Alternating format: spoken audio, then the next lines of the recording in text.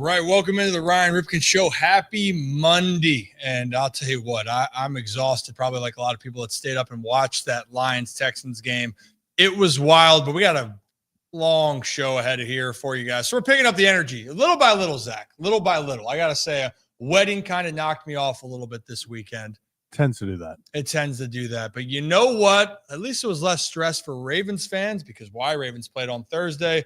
We'll touch a little bit on that game so far. And we got Matt Miller of ESPN to talk a little bit about the Ravens and what they could need in the future. And maybe we'll go around and look at some of these top rookie quarterbacks that have how they played so far. And the biggest name right now that's getting a lot of negative attention, it's more so for the team than necessarily the player. That's with Caleb Williams. We're going to have Nick Moore of the Baltimore Ravens join us at 4 p.m. And we're going to talk about some special teams plays with Nick. And then call-ins are back on the menu here, so we'll hear from each and every one of you that are a part of the channel members. So we appreciate you guys and cannot wait to jump into what's going on with you guys. But first things first, happy Veterans Day. Happy Veterans Day. Happy Veterans Day. And look, I know in my mind, I think that this is a day that you can't really quantify it to be one day. Doesn't do it justice. But I'm glad today there is more recognition. And when I say truly, you can't put any type of significance or value on what it means to sacrifice and dedicate your time, your commitment, your life to try to make it better for the ones here, to allow people the opportunity to express themselves and go out and make the opportunities that you hope to do. So for those that served or continue to serve, thank you for all that you do, and happy Veterans Day. And really, it's each and every day. From the Ryan Ripken Show, we appreciate you guys for all the hard work. Honestly, you know, it's more than just one day. It's more than just one day. It is a skeleton crew. Oh, no. There we got a guard dog. I was going to say, it was a skeleton crew. We got a guard dog. Yeah, we got Kevin. Thanks for showing up. How are we doing? Hey, Kevin, we started. Yeah, 2:55. Ollie, you can bite him. You can get him. What a time. What a time. Thanks for showing up, Kevin. Glad you're here. You know what? Ollie doesn't bark too much. He's never overall. barked at me. He never barked at you? Because why? Kevin, stranger danger. I just evoke emotion. That's what it is. That's what it is. Wasn't kidding about that. All right, let's not keep our guests waiting then too long. So, Kevin, get ready. I know there was an accident. Glad you were okay. Not for me, but yeah. I was gonna say, calm down, my dog. Also, two things. Kevin wasn't involved in the accident, and it wasn't your wedding. I saw some comments in the chat. Oh, I'm not married yet. I was going to say that was I'm not married. It wasn't yet. Rip's wedding. That'd be crazy though. Dedicated to the game. I might have drank like it was my wedding. Though. Yeah, but you know, it happens. Happens to the best of us. It happened. We lost a lot of good men out there. No idea what that quote is, Kevin. No, sadly. Goes, playing for the Yankees? Yeah, lost him to a lot of unruly fans and trades. I don't want to talk about it. The movie's Wedding Crashers. You haven't seen it. It disgusts me. I probably should have guessed that. Yeah. All right, let's move on. Let's I need to lock it in. Let's get to our guest. So joining us now to talk a little bit about the NFL, talk about life, and don't hold against who he roots for in baseball. Let's bring on Matt Miller. I think he's there. Matt, you there? Yeah, what's up? And I have seen Wedding Crashers, so I was ready. I was ready to pick you up on the quote. One of my all-time favorite movies. So it really is. I had you. And crab cakes in football. That's what Maryland does, Kevin. That from that movie? Yes, Kevin. So, Matt, give the kids some homework tonight. It is. Yeah, and Kevin's actually not the youngest here, by the way. Zach is behind the screen here. People just don't know because of the looks, but yeah, I look like it's a little different. Yep. Hey, Matt, so we can explain you, but why don't you give a little bit of your background of you've been covering the NFL draft, the sport in general for Lord knows how long now, but how does one get into this line of business of yours? We'll start with that. Man, it starts with being a really bad high school football player, honestly. Mm-hmm. I was one of those dudes that I went to a very small high school and couldn't crack the starting lineup. And so much so that my junior year, the journalism teacher said, hey, dude, while you're standing there on the sideline, not playing, maybe you should write about it instead. And it was like, that's what started it, you know? And so I started writing about my local high school in the newspaper. And it clicked. It was something that I loved doing. I loved being that person that people would read your work and stop you in the hallway and be like, I can't believe you said that, or I didn't see it this way. And I just kind of got addicted to it. And so it was always a hobby. Growing up in a town of 700 people in Southwest Missouri, I did not think that this was a career that real people could have. And so it was just always a hobby. And then in October of 2010, I blindly applied at a website called Bleacher Report that I'd never heard of before. The job posting got emailed to me. I applied.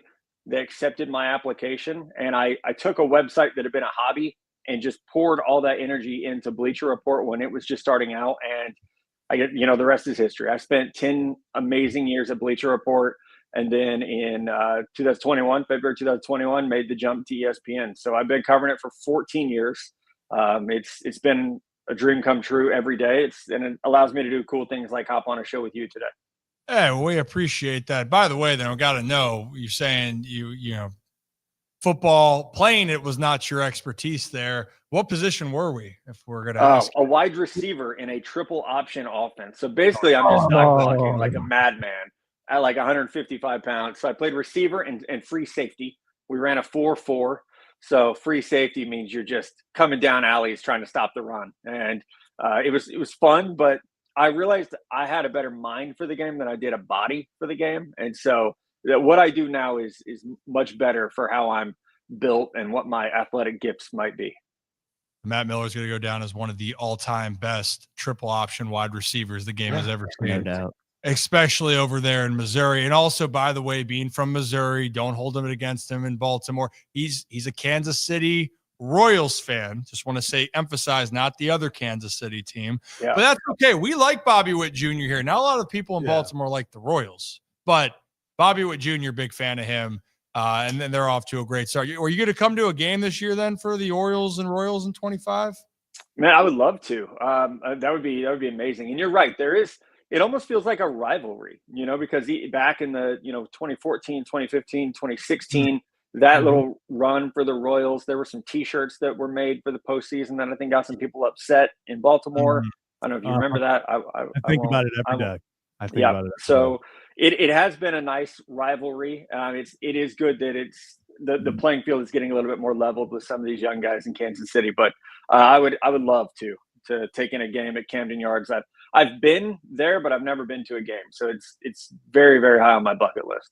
Whoa, you've been there and haven't? Okay, we're when the schedule comes out, Matt, you and my people will talk to your people, meaning I will text you and we'll get that all situated. I don't have people. It will be a blast. I don't have people either. I guess you got me and Kevin. Yeah, me and Dingus 1 and Dingus 2. Yeah. And then Ollie, guard dog. Yeah. Wherever he is right now. He's a good boy. All right. Hey, Matt, let's talk a little bit of football here. Pretty wild weekend. Where do we start here? Do we start with I don't know. Do we just start with the bad first, or do you want to start good? What do you think, Matt? Should we start bad?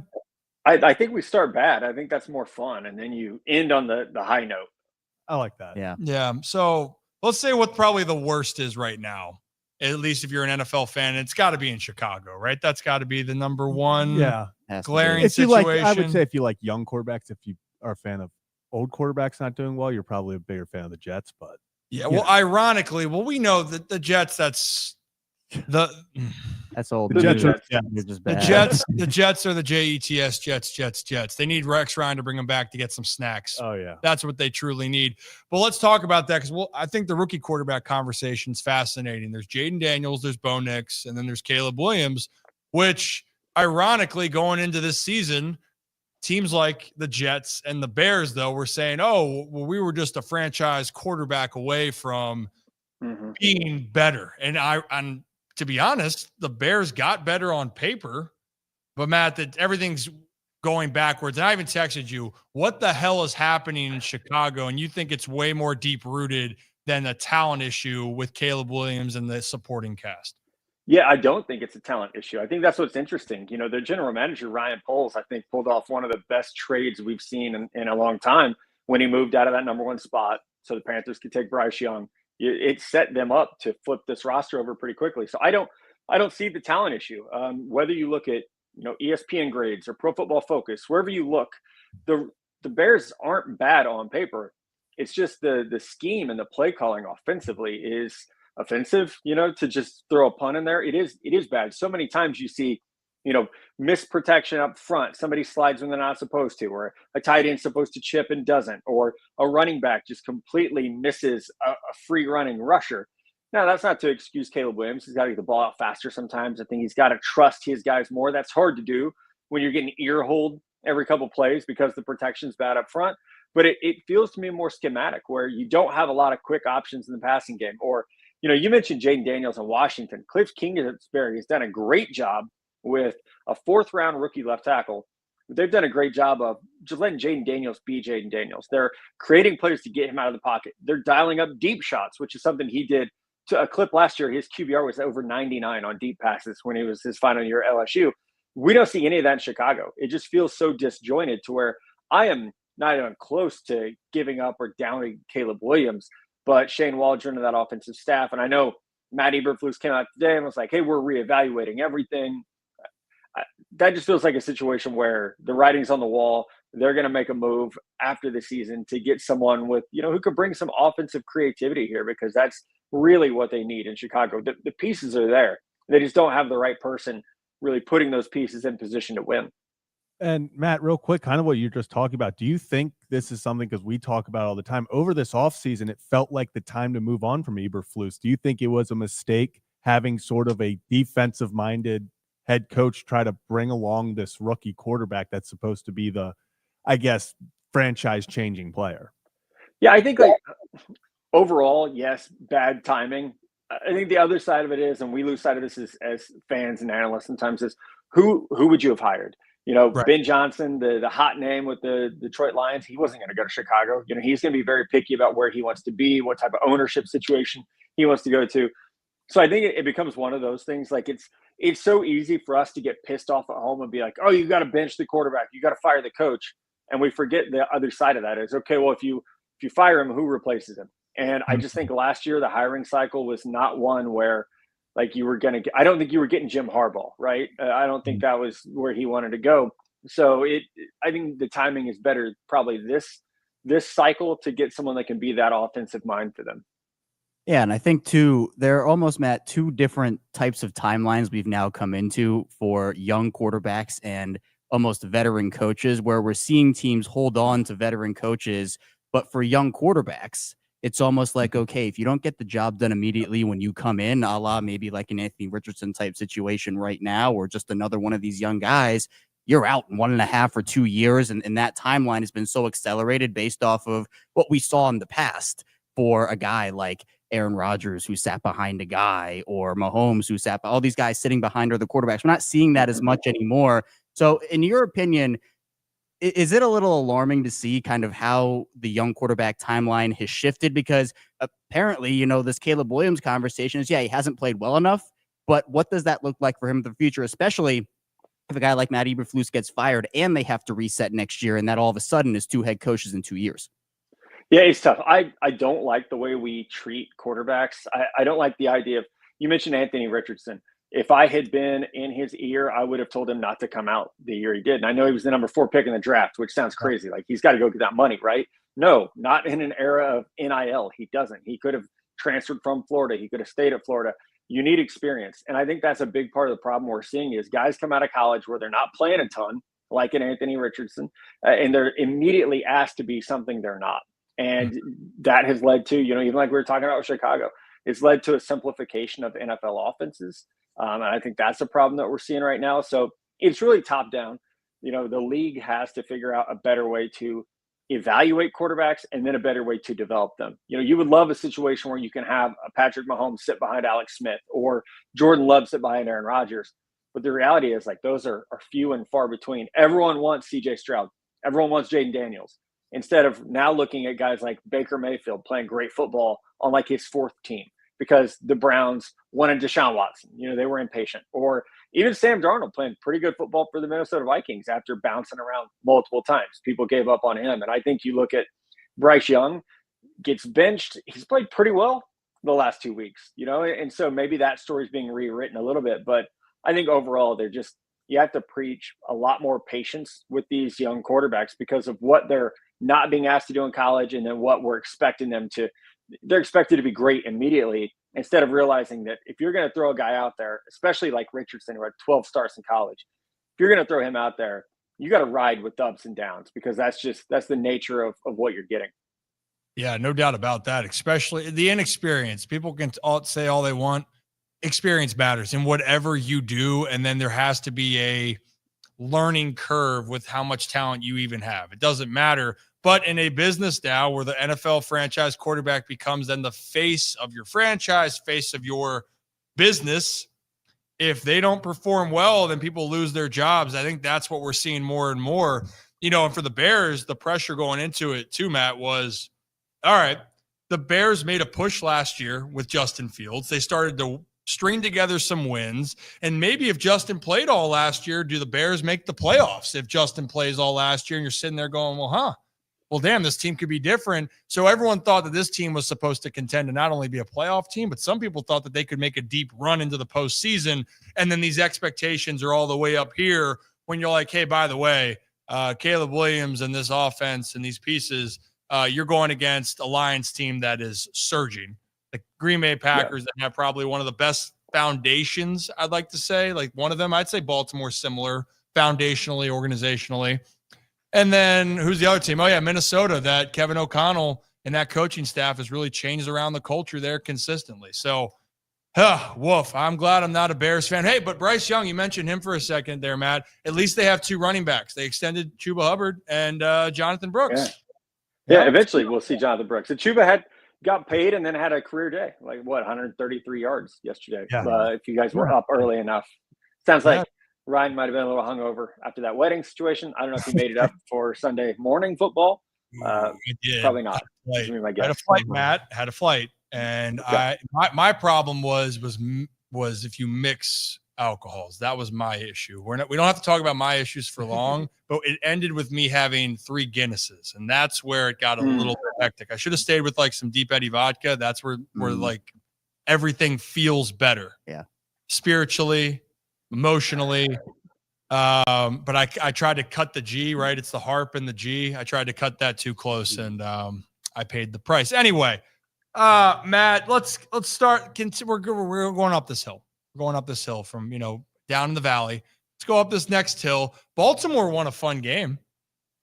It was really stressful, though, in Baltimore. Mm-hmm. In your mind, and we've talked about this, the pass rush concept keeps being brought up here in Baltimore, that it's either there's miscommunications or they're not getting home. When you're evaluating the Ravens defense, which for the first time in the history of the organization, you actually think that the Ravens offense is truly, the Ravens are a offensively based team. First time I've really ever considered that. What are you seeing as problems to evaluate for Baltimore? No, you're right. It's the first time since they've become the Baltimore Ravens, I think, that you would say the offense is carrying the team. And, the shootout on Thursday night, I think just highlights some of the issues. I mean, Joe Burrow is a great player. Jamar Chase is a great player. That's all they had. It was a 2-man game, and you knew where the ball was going, and you still couldn't stop them. And I think that points to, some of the issues. I think new defensive coordinator, you expected a learning curve as people are starting to figure out, okay, it's not Mike McDonald anymore. It's Zach Orr. What does the defense look like? It's going to be a learning curve. But, rookie corner, Nate Wiggins, has not played well. But even, a veteran like Marlon Humphrey, who's such a great player, has struggled at times this year. And I think it speaks to, again, it's top down. It's making sure you're comfortable in the scheme to where you're out there reacting and not thinking. That's so huge on defense. So you don't have that paralysis by analysis. I see that at times. I think there's a lot of coverage bust from this team. But, the Ravens were always built on, even when it was Ray Lewis and Ed Reed, this was a team built on great pass rush. And that's just not there this year. Whether it be some of the guys they've drafted to be those edge players. They took a gamble on a David Ojabo, who was coming off a pretty bad knee injury, and thought, okay, well, the value's here. We'll develop him. We'll turn him into something. That has not yet happened, And so I think it's a big key of finding those guys on the edge, because we know, Matabuke is a dude up front. Travis Jones has played great ball all year, but it's finding those guys off the edge, I think, is really where they're missing on defense right now. And that does affect the pass rush. Even there were times, where you get Burrow moving out of the pocket. That's great, but you don't have someone kind of closing the door and bringing him down. And I think when you watch some of these other defenses, and the one that you kind of got to keep an eye on is Kansas City. it's not just Chris Jones. It's guys like George Karlaftis who they've got, more of a 1-2 punch to where they can get some of these mobile quarterbacks. If not down, they're at least creating enough havoc that they're closing some of those passing windows. That's just not happening right now for Baltimore. Yeah, I think in general, Matt, what we've seen. First off, I think we should put 9 guys on Jamar Chase for whoever, whenever, 11. every That's single person. That's the plan. That's been their issue the whole year. But part of that, there's been way more miscommunication than in years past. That's the one thing with Marcus Williams on that one deep throw to Chase. I remember watching it, and I'm like, oh my goodness, no one's back. I said, Joe's just going to throw it to this spot. No one's there. It just looks like there's more of those miscommunication moments in general. And yes, guys in different roles. I'd say that they're not getting the last year. Is it fair to say like it was, whether it was how it was schemed up, the blitzes, the pressures, and the Ravens turned teams over a ton. Yeah. They were the best at doing that last year. That's not happening this year. You mentioned Nate Wiggins.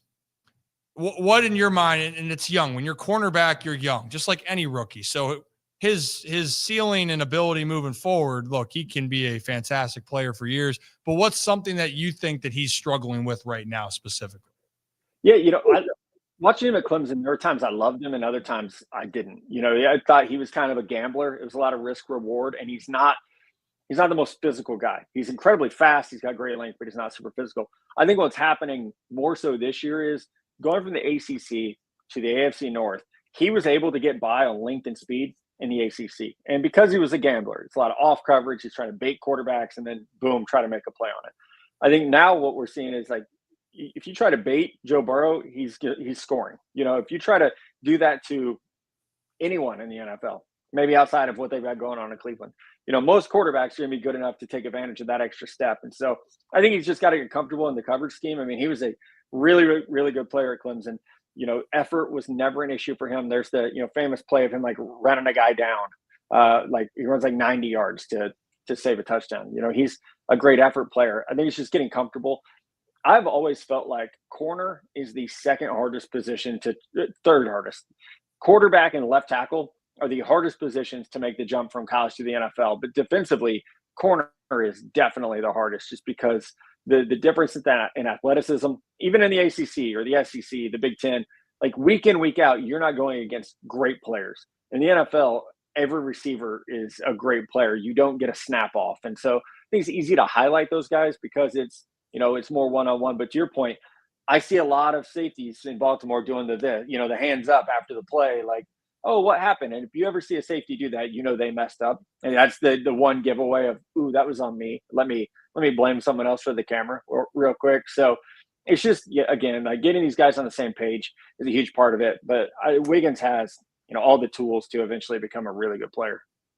Yeah, I think that's the exact thing. And I'm glad you mentioned it, right? The cornerback position, especially in the AFC North specifically. I mean, Jamar Chase, T. Higgins, who didn't play in that last matchup, George Pickens now, who the Ravens are going to see this next week there.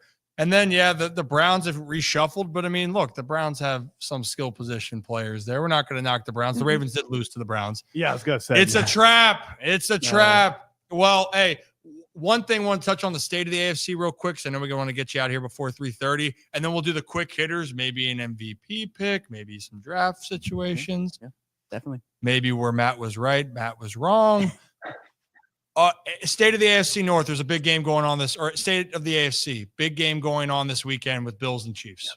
In your mind, what are you focusing on with that? Because those are the other two teams that people are looking at. Where do you think Baltimore ranks in with those two teams, and what do you expect this weekend? Well, I think those three teams are right there together. I know Kansas City's undefeated, and Chiefs fans are going to hang their hat on that. They haven't lost a game in like a year or something at this point. It's like 300 days since they've lost a game. It's just ridiculous. But they're not playing well. And I think you always have to have that caveat of, yes, they're undefeated, but they're not playing well. And we saw that, they almost lost to Denver. They're not scoring a lot of points. I think Buffalo knows this team really well. What I want to see is, does Buffalo do what they didn't do in the postseason, which was run the ball? That was the key to beating Kansas City last year, was run the ball, keep Mahomes on the sideline. And the Bills just, the Bills were able to do that. Baltimore went away from it in their game. So does Buffalo go back to that? Do they run James Cook like crazy like they did in the postseason last year? How much of Amari Cooper do we get to see? I think that's a big one. But this Buffalo team's just better all around. I think the offensive line's playing better. Dalton Kincaid is becoming a real big piece of this offense. So I will pick Kansas City because I think it'd be foolish not to at this point. But I do think it's a statement game. And same for Baltimore and Pittsburgh. Those four teams are Pittsburgh. It almost just feels like it doesn't feel like they belong in that group, but they do because they're playing really well. But sometimes it's just like, how are they winning these games? But they continue to win. Russ hasn't lost a game yet as a starter. So I think those four, the mix. I think it's fun to watch the Chargers. Like, they're getting better every week. They're starting to figure that out a little bit. Like the Chargers are going to be a fun team to watch as we get into December because they're getting hot at the right time and they just need to get a little bit healthier. And the Ravens, will see them in a few weeks over the Harbaugh Bowl, and they're going to be really good for a while. Imagine one more year of Jim Harbaugh getting what he wants, and Justin Herbert is looking very comfortable. And yes, Ravens fans, things are looking pretty good with the Greg Roman offense so far over there. Now let's do some quick hitters, Kevin. We want to go around here. Start with you. Yeah. I got a couple. First one, Matt, I think one of the more polarizing conversations across the league right now is the MVP conversation. And, we were sitting here in Baltimore last year and Lamar won that MVP and we're thinking, man, this is the best Lamar we've ever seen. I wonder when he's going to be able to surpass this. And then here we are just a year later and he's doing all these new things. He looks great. I know Jared Goff is in that conversation, although after last night, he kind of really might have thrown that away. His MVP case, you hear about Joe Burrow, but the record conversation with Cincinnati is real. Who right now is your NFL MVP based off of everything you've seen? I think I might surprise you guys. I would give it to Derrick Henry. And that's no shade to Lamar Jackson. I think it's going to be hard for Lamar to go back to back, just not because he's not playing great. I think he's playing better this year than he did last year, honestly. But there's just some voter fatigue that happens. So look at that offense, what Derrick Henry has meant to them, week in and week out. The numbers are going to be great. It might not be record setting, but I think we've entered an era of NFL where we're not expecting, someone to be a record setter every year to win MVP. So I would say Lamar and Derrick Henry are right there. I know we only give this award to quarterbacks, so Josh Allen's going to be in the mix. Jalen Hurts is probably in the mix with Goff throwing 5 picks last night, but I would say the two guys in Baltimore at the top. So that's the thing. You're just saying, you were mentioning it is a quarterback award, so therefore Lamar Jackson would be MVP3. But Derrick Henry has a chance to have over 2,000 yards. And Christian McCaffrey could have been an MVP last year, but the Ravens and Lamar Jackson kept running. Lamar's a quarterback. It's interesting, but the Derrick Henry effect is real, and thank the Lord he is not on the Titans or any other team. He's in Baltimore. And maybe you could have helped Dallas out there, but they got to fix the sun over there. Yeah, they got to get curtains. Let's get a couple quick hitters. You have one about really. We're going to do really quick hitters now to get you ready. Go ahead. Yeah, Zach. Matt, just real fast. Absolutely love the draft, and I feel like we just talked about all the quarterbacks and how they have no time to develop. So, who is the this year, in your opinion, who is the first quarterback who hears their name called? I think it'll be Shedeur Sanders from Colorado. If Coach Prime doesn't control the process for him, because man, could you not see the Cleveland Browns having the first pick and Coach Prime saying, no way, there's absolutely no way that my guy's going there. And the same for Travis Hunter. I think he's going to, if he wants to control that process, I think he has the cachet, a lot like Archie Manning did, to control the process. But I do think Shedeur is the best quarterback in college. It's crazy that no one is talking about him this year. Last year, you couldn't turn on your TV or open Twitter without hearing about Shedeur Sanders. This year they're playing awesome football, and it's just crickets when you look at what he's done, which is crazy because he's having a really, really special season. Go Buffs, baby. Zach, one more? Yeah, I was just going to say real fast, obviously that's who you think is the best. Is there a certain quarterback that maybe you don't think is the best but is most intriguing to you? Yeah, Jalen Milroe at Alabama. Just to be, 6'2", 225. He runs like a 4.4. We saw what he did Saturday as a runner against LSU. Now the passing has to develop, and I think that's the key right now is how does he develop as a passer, like we were talking about. These guys need time. This is his second year as a starter, so maybe he has to go back to Alabama and develop a little bit more, but he has the tools that are the most exciting. All right, real quick, Kev. All right, Matt, 2024 draft for the Ravens, a mid-round pick everybody here in Baltimore is polarized with. Tez Walker hasn't really gotten a ton of playing time, but what was your analysis of him, and what do you think that his ceiling is at the NFL level? Yeah, I liked him. I thought, especially he got that late start last year because of the NCAA stuff that was going on. But I thought he was a prototypical X receiver, somebody that's going to win on those, bang eights, the slant routes. He's really, really physical. But he had good speed after the catch. He could be a deep threat. When he and Drake May got on the same page, like around week 6 or 7, I think you saw what he could be even as a red zone threat. So I don't think he ever projects as a number one. 6'2", 200 pounds. Pretty good speed, but I think he's eventually a really good running mate to Zay Flowers, and somebody that can be that more physical option opposite the speed that Zay has. I like that. Real quick, one player in your career you got right so far? Oh my goodness. That you were proud of. It's hard to pick. It's hard to pick one I got right. The wrong. Let's just go with that. Who'd you get wrong? Oh my God! I thought Trent Richardson was like the next Walter Payton. I just coming out of Alabama, I thought he was going to be the best running back of all time, basically, and he let me down. So it's okay. And best, I think we talked about this real quick, but best story you've had of when you try to evaluate players and someone reading your work. Do you have a story like that? I won't name the player because they're still an active player, but they let a friend of mine, a colleague of mine, was in the locker room after a game. The player walks up to my colleague and says, "You work with Matt Miller?" Guy's like, "Yeah, sure do." And he's like, "You tell that little MFer, if he ever walks in this locker room, I'm going to beat his ass." And I'm 5'10", 175 pounds. This was an offensive lineman who is much, much larger than me. And so you get that sometimes. You try to not take it personal and explain to people. It's your job to be critical. And my favorite thing is I love being proven wrong. I love being low on a player and then going on to have a great career. Like that's a win for me. Yeah, it's your job, right? You're just trying to evaluate, but you want the best for them. And look, not everyone can be the top triple option wide receiver in the history of football. So, Matt, appreciate you with the time crunch. I'll text you. Thank you. Appreciate you. And we'll talk to you soon, all right? Appreciate you guys. Thanks so much. All right, Matt. Matt Miller, everybody. That was awesome. I love the Trent Richardson. That's an incredible. I was so, even when he came to Baltimore, I was like, okay, his career is getting revitalized right now. But the vision problems were just so bad. Yeah, they were so bad. I always love hearing the perspective of it, right? And the process of it. I thought even the whole quarterback conversation, right? And we've always talked about this, but specifically with Anthony Richardson, because he's the guy that had the least amount of experience. And quite frankly, this is his rookie year, right? When you think about with Anthony Richardson, he missed really all of last year. And now this team needs to win now, but you also have elite Joe Flacco, which hasn't looked as elite here recently. But the point being, this is kind of a problem, and your situation, which you go into, does matter. And for him talking about that he believes in Caleb Williams, the talent, but does not believe in what's happening with the coaching staff in Chicago. I don't think any of us are believing in what's happening there. And it's just time. It's time. It was, I agree. I think he makes a great point about who are you going to get last off season, but if the writing wasn't on the wall then, it's on the wall now. I think it's time.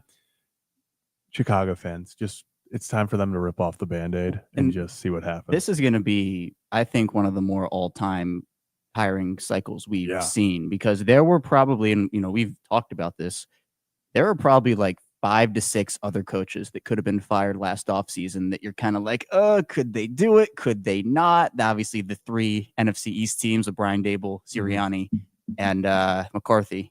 You got Eberflus in Chicago. Maybe we see McDaniel.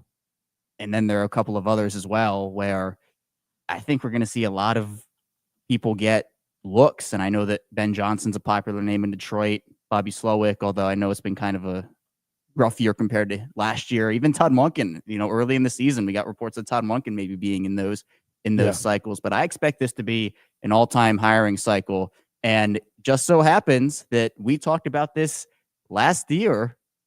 There's still Bill Belichick, who took a year off.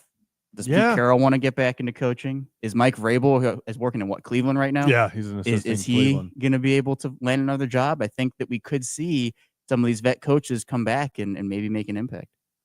Yeah, it's going to be interesting to see. And I feel like we're already at the time of year where the seats are heating up. Coaches we've now 2 coaches fired mid-season. Doug Peterson, I think, is going to be 3 at some point. He should be, but who Hey, knows? you know what? That team played hard for him on Sunday, and that game was wildly awful. If you watch that game between the Vikings and the Jags, the best part of that game was Andrew Bynum then, right? Doing the ray gun celebration was electric. But you know what? If you're new to the channel, hit that like and subscribe button. Ryan Ripken Show. We do this live every Monday and Thursday around 3 p.m. Eastern time, and pregame shows when the Ravens play. Usually they play on Sundays. But Matt Miller just joined us to talk about rookie quarterbacks, talked about what's been going on, at least from his side with the Ravens. And I'm glad he gave more emphasis on with Nate Wiggins. Bright future for Nate, but explaining how hard the cornerback position is.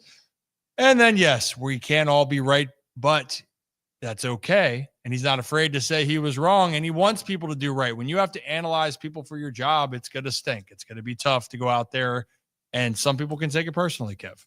In honor of Matt giving us that, Trent Richardson, I just want to say mine. Yeah. Personally. Yeah. Because I remember this vividly. I don't know if you guys remember the player, Kyle Wilson. Yes. Boise State corner, I think 2010 draft, went to the Jets. The Baltimore passed on him. I can't remember for who, but I was so sold that Kyle Wilson was going to be this top flight cornerback. I wanted nothing more than the Ravens to take this guy.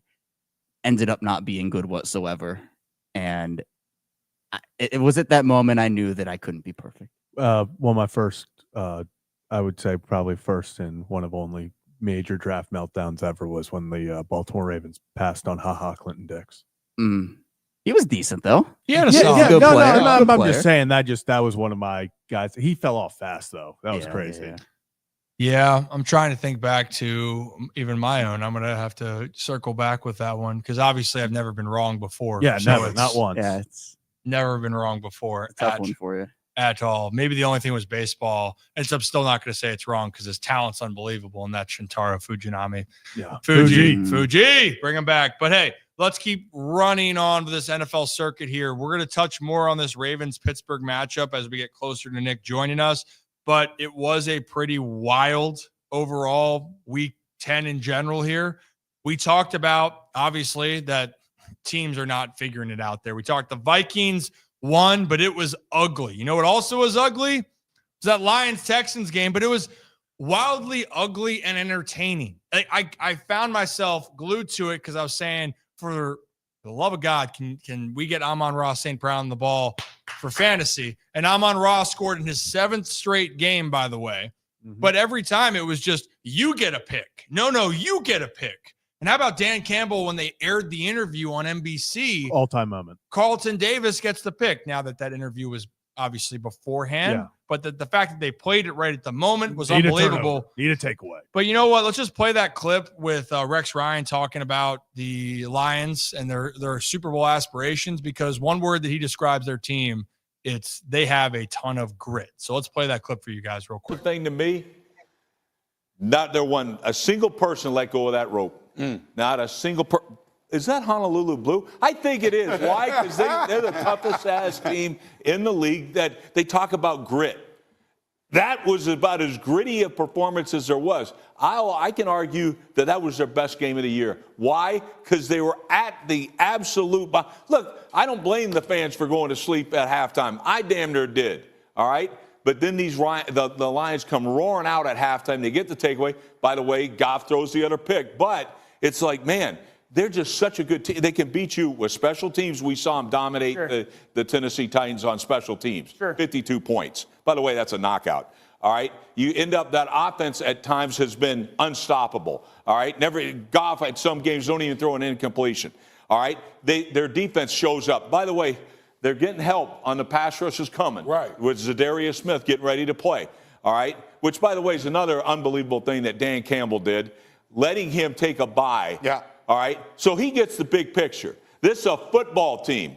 All right. And their whole is greater than the sum of their parts. Unlike a lot of teams in this damn league, they are the best team in the National Football League. That game is the reason why they'll win a championship in many ways. That's the best team in football. That's the worst game they've played in 2 years. and they go on the road versus a playoff football team and find a way to win when their quarterback plays the worst game he's played in probably 4 seasons. I think that's the difference between Detroit in comparison to many teams and also years past. There's no way you win that game. Quarterback throws 5 interceptions and you find a way to win the game. And I've said this for so long about Jared Goff. His greatest strength is he has no memory in a good way. So I think that it is great because Goff talked after the game of saying, I didn't think that I was, playing that bad or seeing the ball that bad or, seeing the field that poorly. The results did not necessarily, match with what Jared Goff was saying, but that's kind of the point. He wasn't rattled or discouraged about the performance. 5 interceptions, no team wins that game. Most teams don't. The defense for the Lions was the key for that. They didn't give up a single point in the second half. And that one interception that C.J. Stroud threw in the end zone on the scramble play was the one play that truly changed it all for the Lions, in my opinion. And then all of a sudden there, Jake Bates, you can't draw it up any better. The guy that's from the area that was making bricks, working for a brick company a year and a half ago, now is kicking on the biggest stage on Sunday Night Football, a 58-yard field goal to tie the game, and he kisses the upright, and then on the next possession, snugs it in there. Probably 2 field goals made with what, half a foot, 6 inches, if even. Yeah. And the Lions win the game, but grit. Teams need grit. And yes, that was probably one of the most, another phrase you can combine 2 words. I'll say it was fugly. That was a very fugly game. But at the end of the day, it was great. And that's what you need. It doesn't have to be pretty, but the Lions, Zach, the Lions are just gritty. They find a way to win. And Dan Kimball, truly resembles that for this team. It's no quit. We're going to keep fighting. And that team believes it. That's the scary thing is they played their worst game that they could possibly play, and they still won. Yeah. Yeah, it was because let's call it what it is. That was their most impressive victory probably in the past 2 years, simply because Jared Goff was atrocious in that first half. And I don't even look to some of the interceptions as some of the bad ones. There were guys wide open, and he was just dirting the ball. There was literally a pass interference call that was picked up because Goff couldn't get the ball anywhere close to the wide receiver who was interfered with, and they had to pick it up. It was a true testament to, like you said, how Dan Campbell operates, builds this team, and has made the kind of the attitude of this team is we don't care. We are going to go find a way to win this game. And they do it. Every single time they do it, they find a way. They didn't allow a score the entire second half. So many times you felt like the defense let them back in, and then you had the Goff interception in the end zone right away. And you're like, okay, they're still not, they're not there. And they just find a way. Every time there was a little bit of hope, they grabbed onto it and they took it all the way to a victory.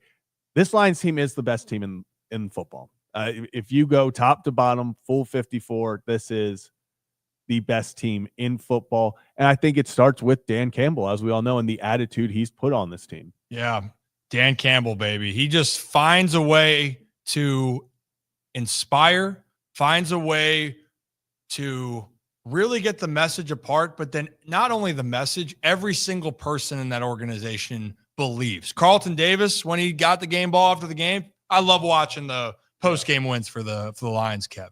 So you learn a lot from a team and how they speak. And Carlton Davis saying, I would do anything until the whistle stops, or until the game's over to help this team win.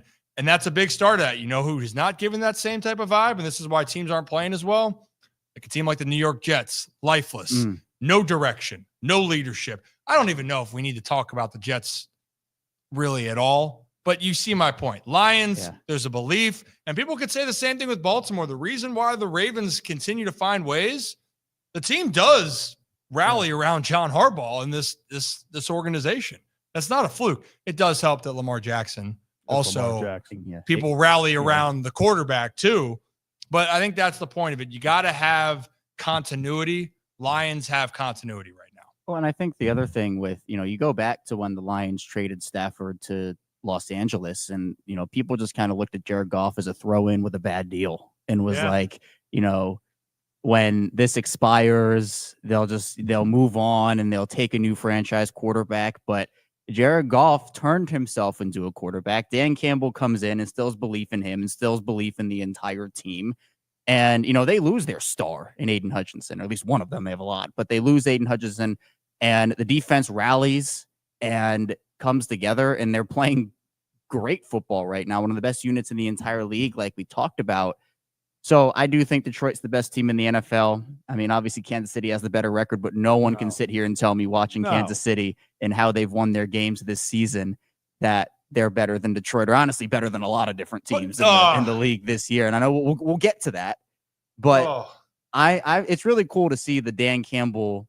I don't even want to call it like a redemption arc, but he was in Miami. He was getting his start there, went to New Orleans, and now gets an opportunity in Detroit. And people, there's this new thing with coaches where now if you want a good coach, they have to be this offensive genius or this like young, high level X's and O's guy. But you look across the league, and while people have opinions about John Harbaugh, people have opinions about Mike Tomlin, et cetera, players, coaches, they're still a thing. And all it takes sometimes is a little belief. And with these players, coaches, they instill that in guys. And I mean, look what we're talking about. Baltimore, one of the best teams in the AFC. Pittsburgh, one of the best teams in the AFC. Detroit, the best team in the NFL. It's not like you can't have an X's and O's guy and be successful. We see plenty of those. But I just want to say that players, coaches, that archetype is definitely not dead in today's game. No, it matters. It matters. So when you're looking at it right now, the Lions, there's a reason why they're 8-1. They steamrolled teams, and when they played their worst against a playoff team, the Texans in all likelihood are going to win that division. They should. They should. And then in that case, they're a playoff team. And CJ Stroud, and when Nico Collins comes back, that offense is going to be a lot better. I do believe that. That defense, they gave their best shot, and they still didn't win. Now in the AFC, it's a little bit more muddled, I'll say right now. I mean, the Chiefs, these are actually my reactions, and I will move on to a couple other points here. And maybe you guys can agree or disagree. But one of my things, what you learn from it at this point, it doesn't matter. Teams, just the teams that find a way, find a way. Detroit, we just talked about it. In the AFC, teams that find a way where you go, how the hell do you keep doing this? It's the Breaking Bad thing. They can't keep getting away with this. The Chiefs and the Steelers. You look up and you go, how the hell are these teams winning games? They have a belief in their locker room that they're going to win no matter what the circumstance, if it's the ugliest game. And Kansas City felt like could have lost, 4 or 5 games this year? Yeah. But they 9. Could have, maybe 9.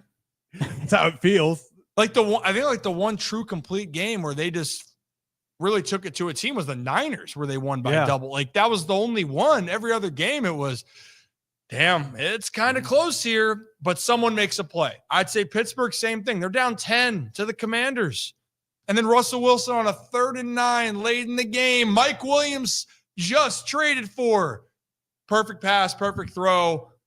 And then a break goes their way. Yes, we know the offsides penalty, which I feel so bad for the player, but we all knew was coming. At no point should a team in the National Football League be allowed to win a game when they go for it on their own 15-yard line and don't get it. The fake punt that was beautifully drawn up. I mean, it was one of the best fake punts that didn't work I've ever seen. Guys were absolutely wide open, just drops it. You shouldn't be allowed to win games after that.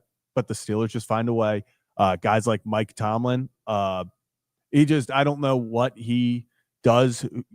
He just finds a way. It doesn't matter if I legitimately feel like you could put Mike Tomlin on a team as the head coach of a team like the Panthers, and he would just find a way to get 9 wins. Like, he would just find a way. Like Mike Tomlin, it doesn't matter. Death taxes. Mike Tomlin finds ways to win ball games. They do. And this Steelers team, this is the best offense that Pittsburgh has had now in years. Honestly, since the Duck Hodges day, right, Kev? Since the top of the top there for the Pittsburgh Steelers. But in all seriousness, I'm standing up now. That was one of my takeaways. You find ways to win. It doesn't matter how you do it. And at certain points, that's what's going to really make or break your season. I'd put Baltimore into that category now too. They're finding ways to win the close games after losing some pretty heartbreaking ones. they didn't let that deter them and let that become the narrative. We could say all the issues that Baltimore had against the Cincy game, which Lord knows, Bengals, I don't know what the hell you're doing. If you don't pay Jamar Chase as soon as possible, what other reason do you have to prove that he changes your franchise with Joe Burrow? I don't know what else to say, but Ravens win those games. They won both those games against Cincy. That matters. Now you have a chance to go ahead of Pittsburgh in Pittsburgh. You win that game. Should be a good test. The other part is there's more than just a quarterback that makes up the team. And just when you think that you're better on paper, you got to go out there and execute, have leadership, have structure, and have accountability. And right now, the two teams that haven't, you guys, we talked about it, the Bears and the Jets. Yeah. On paper, these teams are supposed to be better. These teams are supposed to be playoff contenders, maybe even Super Bowl aspirations, but they were more than just a franchise quarterback away. They were a culture that was broken, and they structurally do not have what it takes with all the talent that they did have to start the season.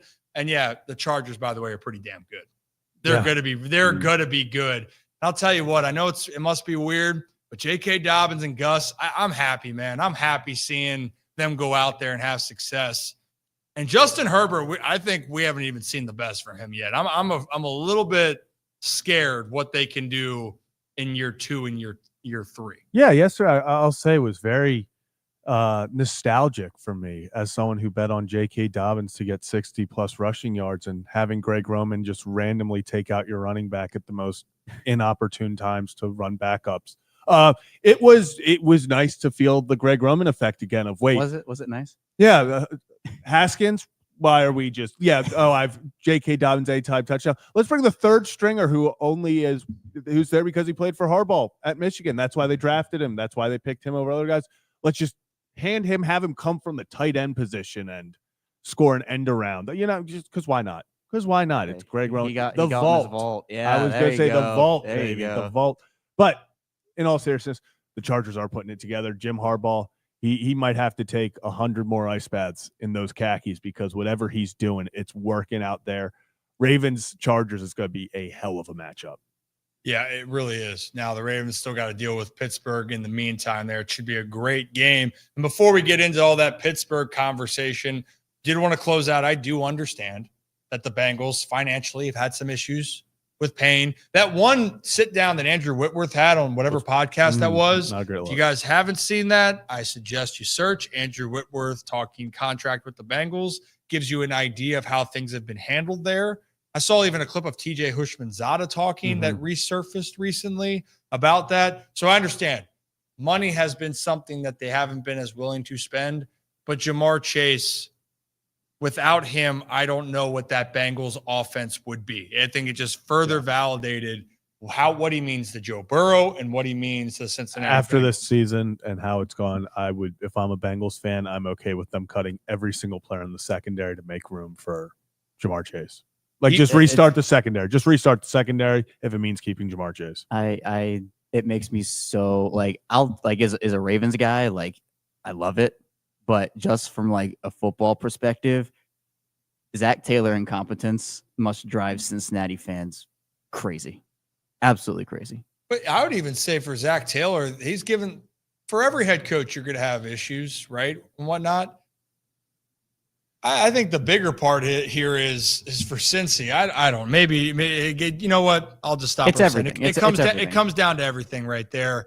And there are certain teams that have continued to try to have struggles of being consistent for a while. Cincinnati has been one of them, but now with Joe Burrow and company, I hope for their sake they don't squander that opportunity, because right now that best year that we saw might have been in the rearview mirror. But do I think Cincinnati, if Baltimore has to play them again?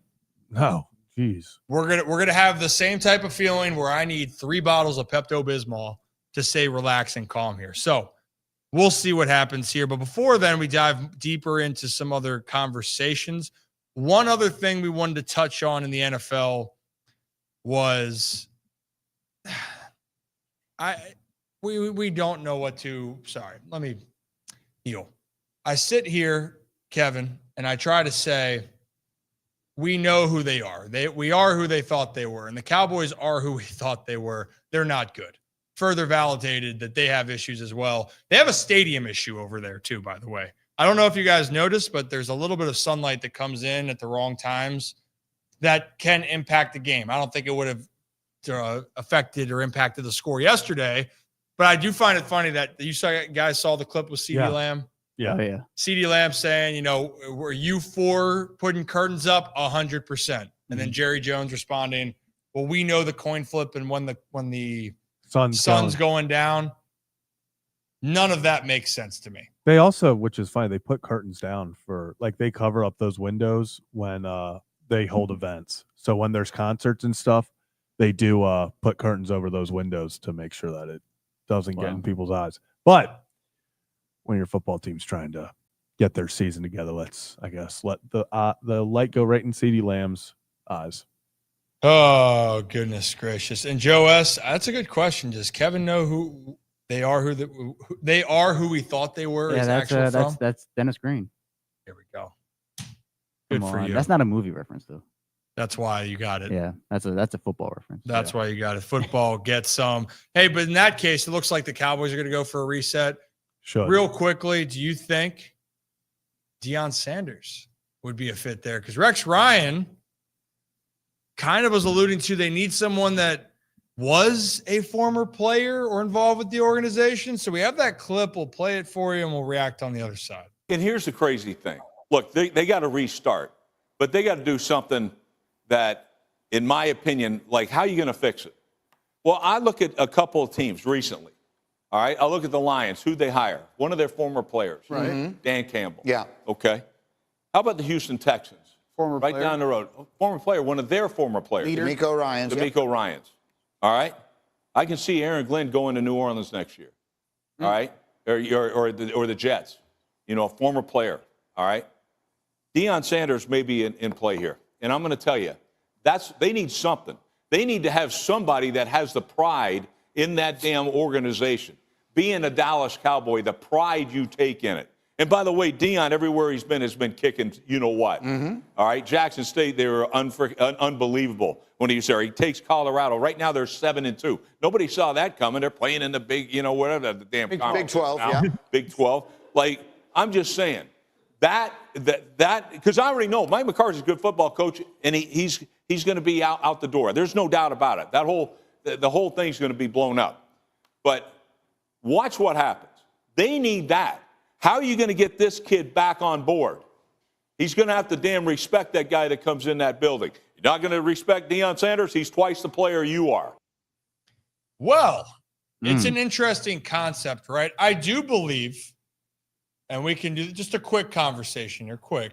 I do understand if you have pride for a place that you have spent time with, right? It does mean something there if you were a former player, former coach there, where you take pride in being a part of that. So that's why I'm saying Deion Sanders was a Cowboy. He took pride in being a Cowboy. Dan Campbell, who played for the Lions, takes pride in being a Detroit Lion. I think there is something to that. But I don't know if Dallas needs any more flash right now. I love what Deion's building at Colorado. I'd love to see him continue. And quite frankly, I don't see him doing that right now. In the future, sure. But I think Dallas, there's just I don't think regardless of which coach comes in there, it's going to necessarily change the overall outlook for them, because it seems like we all know where the things in this pecking order is. And you disagree with that, Zach? You're kind of looking at me shaking your head. I think this happens.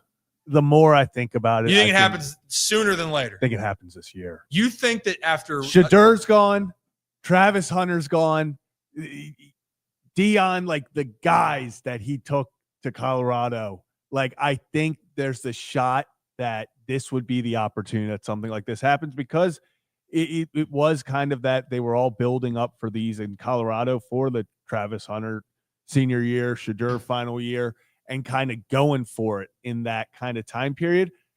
And I'm not sure necessarily it's going to be Deion's top choice or anything, but I think Jerry Jones, the wild card Jerry Jones is going to go out there and go, yeah, you know what? I want Deion Sanders. And he's going to throw stuff out there that Deion's like, you know what? Screw it. If I can take over the Cowboys, does that mean it's going to work? Does that mean it's not going to be a dumpster fire? It could completely blow up like all this stuff has. But I would not be shocked at all if Deion was the coach for the Cowboys next year. It just feels like one of those places where you got the owner / GM that's crazy enough to do it. And it's at that time where with Shadur and all them leaving Colorado, where I could see before he gets that new batch of recruits in, he's like, okay, I'll go to the NFL, see what's happening. It's a bold strategy, Cotton. Yeah. Kev, I don't know if you bold strategy, Cotton. You don't know that one either. No chance. That's dodgeball. Oh, hey. 2 for 2. I've never missed a movie reference in my life. by the way. Except for the one that we started today Actually, as well. Breaking news. I tried to watch Talladega Nights the other night, but it wouldn't let me. That's breaking. Breaking news from 2 days ago.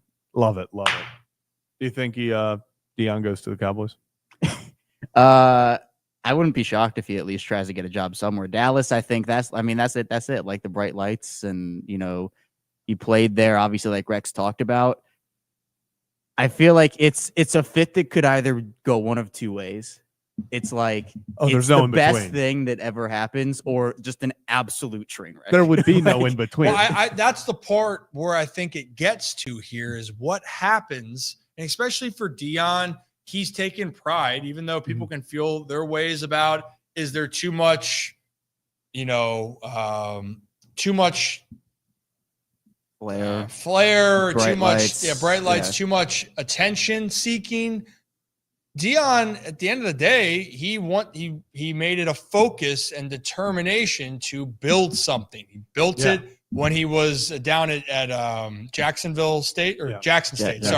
At Jackson State. Then at Colorado, he's understood and continued on. I think for him, he's going to be dedicated to build something. But you're right. When Shador does leave, I think he eventually wants to go to the NFL. I don't think that Dallas is that spot for him right now. That team is not ready to win right now. Oh, I don't think it's the ideal spot. I think it's the craziest. I think it's Jerry Jones is the one that's crazy enough to see this year as the time to bring him in. You know what? And Mitchell brings this up. I think a more interesting part would be, would he go to Florida State if that ever became available? Say Colorado gets hot here in a couple years. And by the way, I want the Buffs to go.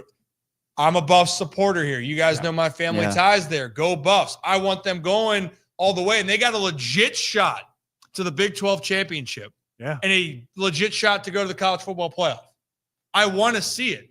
But if Florida State does call at some point and Deion has his ties there, I would see that more than I would see Dallas for now. I would say 5 years, 10 years, maybe. Yeah, and that's a good point that Mitchell brings up there, because would he jump from, the Colorado program to a higher leverage college program, and then from there make the jump to the NFL? And it's kind of like a stepping stone process. I think Deion could get a job in the NFL if he wanted one. Oh, no doubt. Right, but it's just a matter of what he sees and what he wants to do.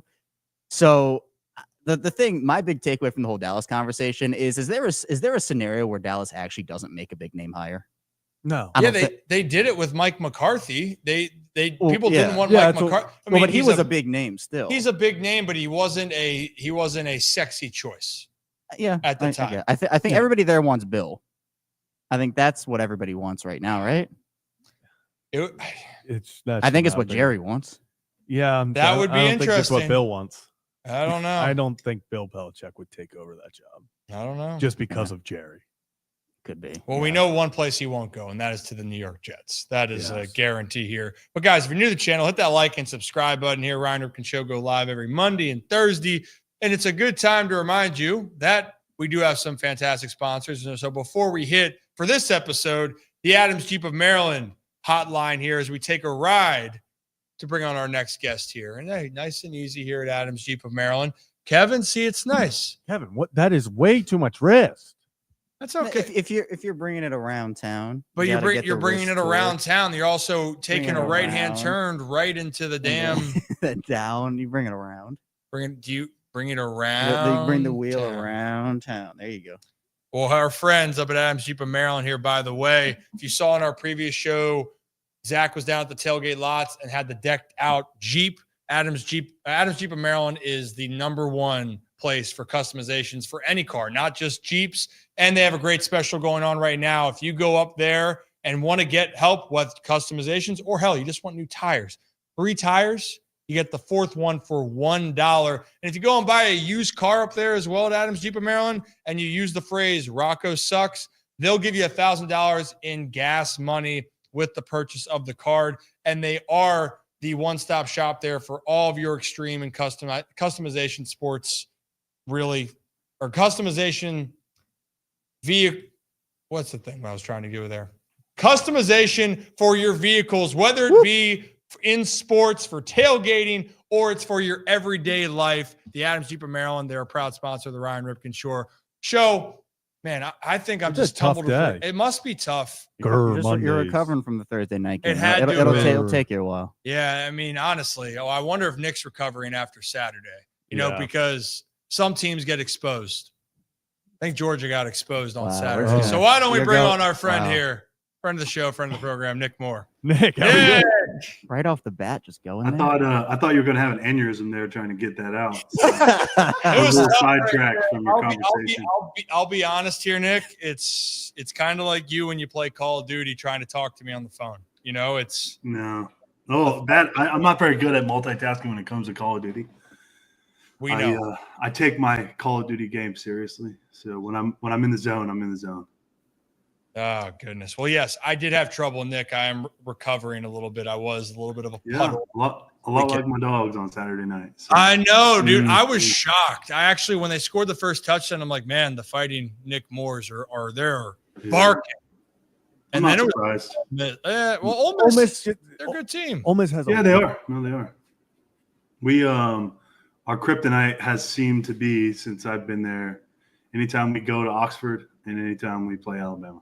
So not super ideal for the dogs. Well, right now, this is kind of, for Georgia, fair to say, they've kind of used their lifeline. Just like a lot of teams now with this expanded playoff, 2 losses isn't going to keep you out. 3 might, right? Yeah, so 3 probably will, 3 probably will.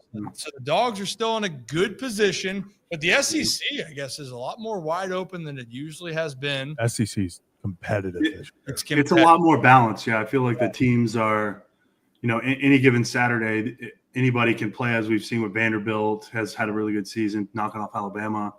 Arkansas knocked off Tennessee. I think the competition in the SEC is a lot more equal than it's been in the last 20 years. And honestly, it's fun to watch because I'm upset that the dogs, weren't able to pull it out in Oxford. They, again, a lot of turnovers. Carson Beck still struggling. We didn't really look very cohesive on offense. We weren't really getting anything going. Defensively, I felt like they played pretty well, but anytime you're on the field for that long, I mean, something bad's bound to happen. So, I know Kirby will get back to work. They got a tough game this week in Athens against the Vols.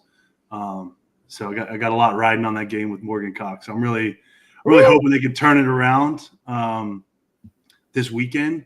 And like you said, two losses. They'll probably, I didn't see the official rankings. I guess they come out tomorrow, but I would imagine they probably fall somewhere between 8 and 12. Ole Miss is a really good team. Already had 2 losses. Kind of didn't play their best. I think they lost to Alabama and LSU, maybe. I can't remember the other team that they lost to. They lost to Kentucky. Oh, Ole Miss, yeah. Well, Kentucky. Kentucky's been a good team. That's right. They played them right after Georgia. Yeah, that's right. That was at Ole Miss too. Yeah. That was at Ole Miss. That was a bad. There was a missed kick at the end there. But like you said, I just counted. There's 7 teams. We talked about how less than 3 losses probably get you in. 7 teams in the SEC currently have 2 or less losses. So obviously they're going to get some people playing each other. We'll get that up, but pretty wide open right now in the Eastern Conference. And it really looks like in this case, if you're looking around, the Big Ten's going to have Oregon. Let's just say Oregon continues to run and loses 1, or they're undefeated going into the Big Ten championship. They're going to be in regardless of Ohio State. Indiana's looking really good. They got a big one in Horseshoe this year. State, 4 teams right there. I did unfortunately see this thing, and no shot to other conferences, but it is kind of tough when you know there's going to be at least one or two really good SEC schools left out of this because they have to put someone else in from other conferences. Love getting everyone in, but sometimes I'm like, if we have 12 teams and 7 of them are from the SEC, probably makes sense. Like I think, you know, Boise State should get in, baby. Go well, no, Broncos. the group of 5 bid without a doubt. Boise Broncos. State. Yeah. I mean, you're looking at, you know, Tennessee's got to play Georgia, so one of them is going to have 3 losses, so they're going to be out. You know, Ole Miss still has to play Mississippi State, which they're not a great team, but it's the Egg Bowl, so there's always a chance there. Mm-hmm. You know, Alabama's still got to finish out their schedule. Same with Texas, and there's still a lot of ball. There's still 3 games left, I think, in college football. You got Indiana playing Ohio State. I think if they somehow if they lose that game, then that'll be interesting. Obviously, Colorado's making a run this year. The one benefit right now, I think, is the ACC. They don't really have a powerhouse. We saw Miami go down to Georgia Tech, and you know, one of my best friends is a huge Miami fan, and that's a tough loss for them in Atlanta. They'll probably finish 12-1, I would imagine, win the ACC, and I think, in my opinion, that's the only team that creeps in from the ACC. I'm not super familiar with what's going on in the Big 12.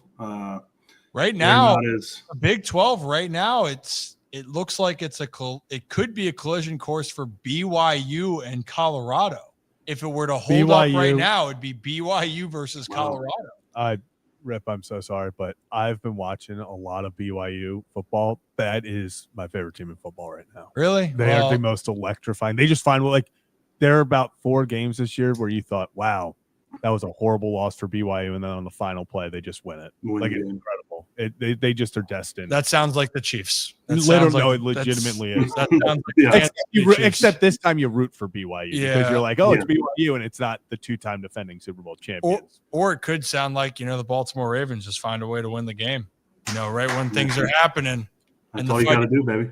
Yeah, I'll tell you what. Hey, Nick, before we talk a little bit about the Ravens and a little foosball there, how would you rank the fit, the all purple, and then how you think it fits you? If we're gonna rank how good you look in the unis, let's go. So there's the white. All black was number 1. All black. Number 5. Number whatever the last one. Dead last for me. All black is my favorite. I actually really liked the fit we wore to Cincinnati and Cleveland with the white, purple pants and all white socks and leggings. Yeah. Okay. I like that. That was a pretty good vibe. I really like what we wore to Tampa with the black pants and the black socks and leggings. I think that's probably my number 2. I like the all purple with the purple helmet, like the Color Rush purple with the purple helmet, better than I like our regular all purple uniform that we wore in Dallas. Yeah, I agree. I think the way that the gold was working in on the jerseys on Thursday night, and then I had those. I don't know if you guys saw, but the all purple painted Jordan 10s. Those things were looking sick. And, great photo on Instagram. They looked really nice. So I'd have to probably put that at my number 3 combo, and then the white, purple, white is probably number 4. And then I actually kind of like the traditional purple with the white and the black leggings and the white socks. That's like our traditional one. A lot of guys don't really care for that, so we haven't actually worked that in. We wore it in the preseason against the Eagles and against the Packers, but I don't think we're wearing that this season. A lot of guys are against that. We've gone away from the 2-tone sock, if you will. You have to report your uniform combo every week, and you have to have like a designated sock combination between the leggings and the socks. So we've gone away from the 2-tone legging sock look this year. We haven't done that yet. I don't think we're going to. The one I think we might see maybe this week or next week is the white with the black pants, the black leggings, and the white socks. That's also another one that I like. We'll probably see that one, I would imagine, because we have 4 away games left. I would imagine we see that at least one time. And then we'll see the white, black again as well.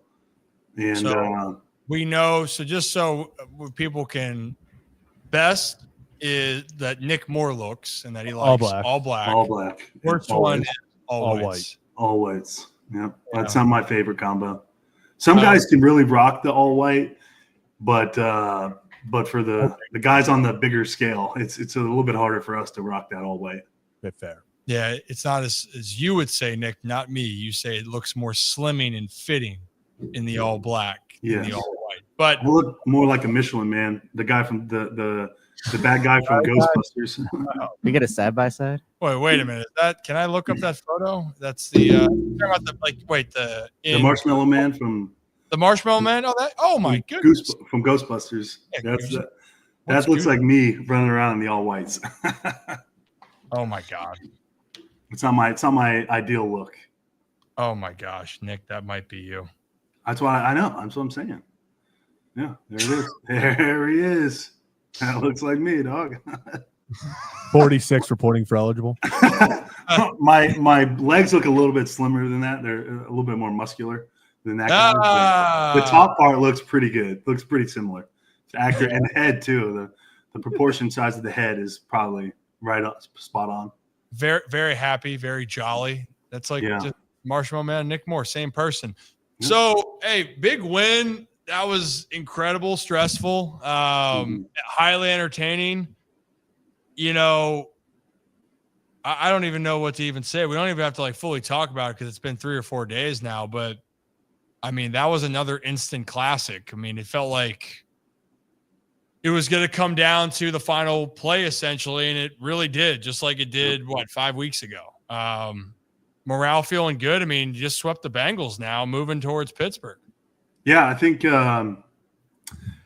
didn't the 2 times we played against the Bengals. I think we didn't play our best on defense. Obviously, with Jamar Chase had himself a fantasy 2 games against us. I think all-time record in receiving yards against the same opponent in one season. It's up there. He likes playing. Shout out to him. You know, he's a star. He's a stud, and he seems to always. I feel like he's got, since I've played again. I guess he's been in the league since 21.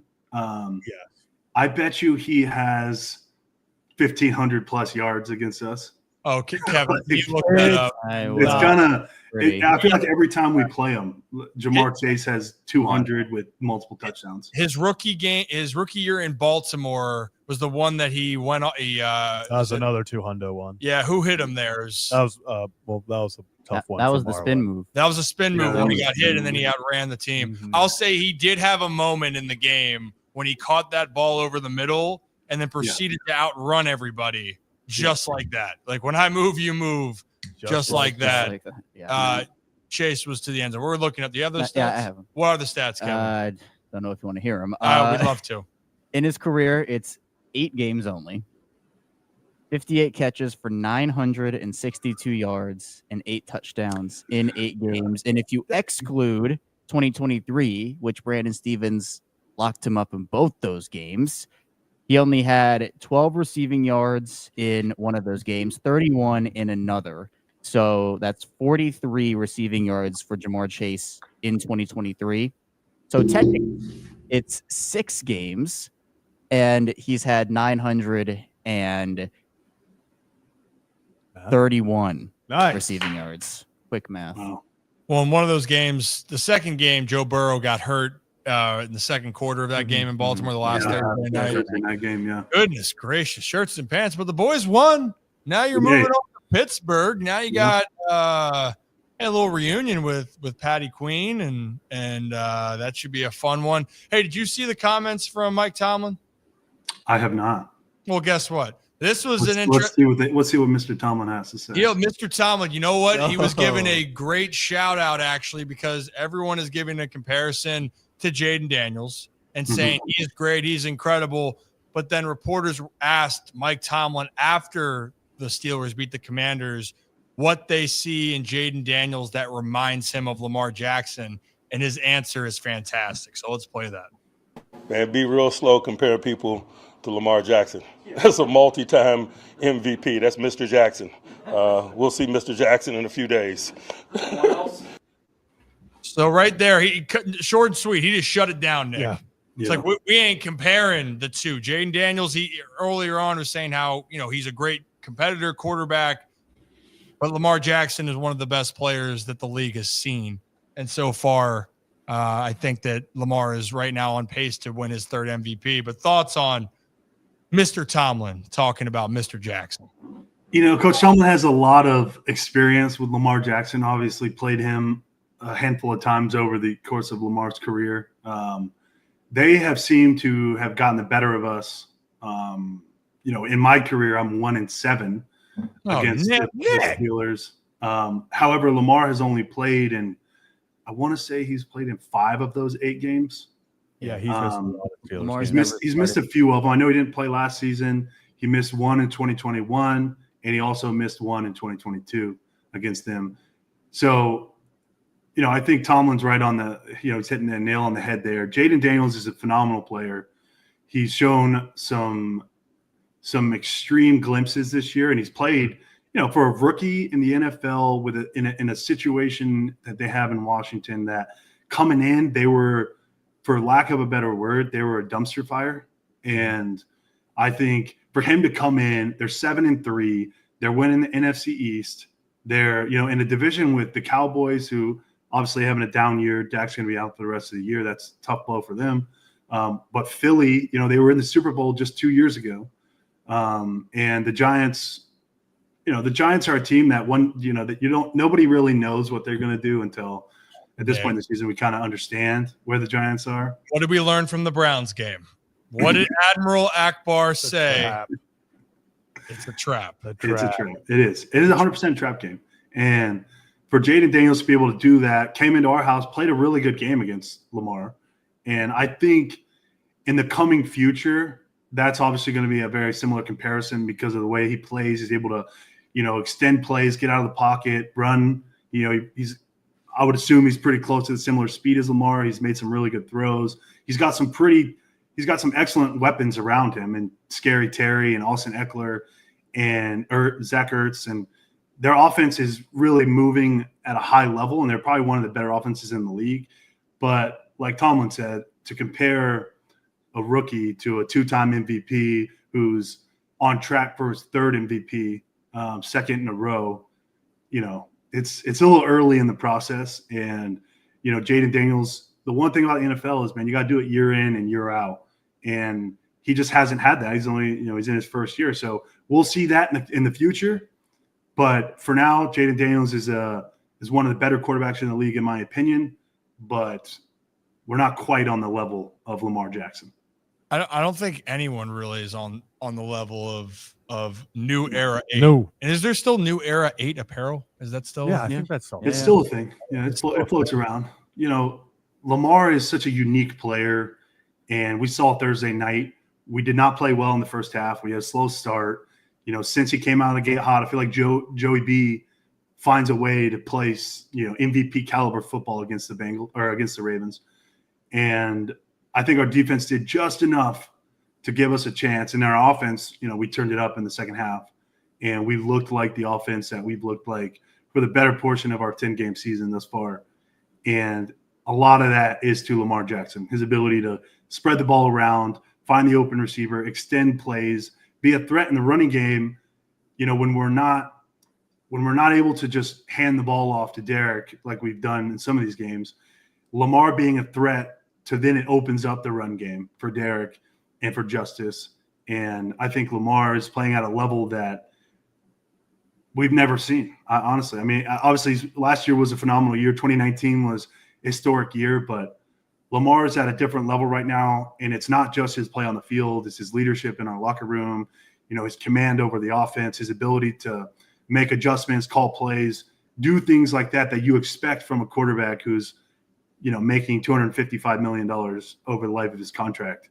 And we're seeing that this year. And for us as teammates of Lamar, I love watching it. It makes my job easy when we're just kicking field goals all day.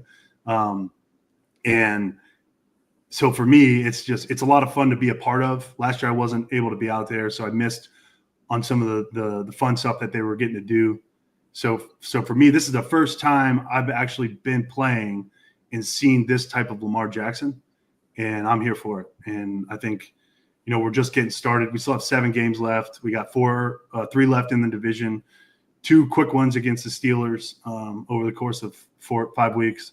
So, we have a big test. We gotta go to Pittsburgh next week in Heinz Field, and we got to put up a good showing because this is a big game for us in division. They're winning the division right now. We win this game. We're both 8-3, but we're 3-1 in the division. They're 0-1. So we're setting ourselves up for success. If we can get to this, we'll be +5, and we're ready to make a run moving into the last 6 games of the year. We need that. Yeah. And Nick, so I got to ask the question. Thursday night, down 21-7 to the Bengals, who are in a lot of ways kind of fighting for their season. Everything to gain for them. Was there ever a doubt on the sideline that Lamar wasn't going to find a way to win that? No. Just always know? Yeah, anytime A gets the ball in his hands, you always have a chance to win. And I think as a team, we know that. Like, that guy gives us the best chance to win of any player in the National Football League. And there's never a doubt. It doesn't matter what the score is. As long as we got time left on the clock and we got number 8 playing quarterback, we can beat anybody no matter the situation. And we can score in an instant. So, yeah, damn right you can. Yeah. You know what helps is, not when it's Derrick Henry. Yeah. Not when it's Mark Andrews, who, again, Marky Mark doing a little salt there, doing his thing. Mm-hmm. How about freaking Tylan Wallace, man? Like, that play was, and when I'm talking about with teams, the unis bring out the best in Tylan. Talk about his favorite jersey combo. He loves that all purple. Damn right he does, man. Shows up in prime time, man.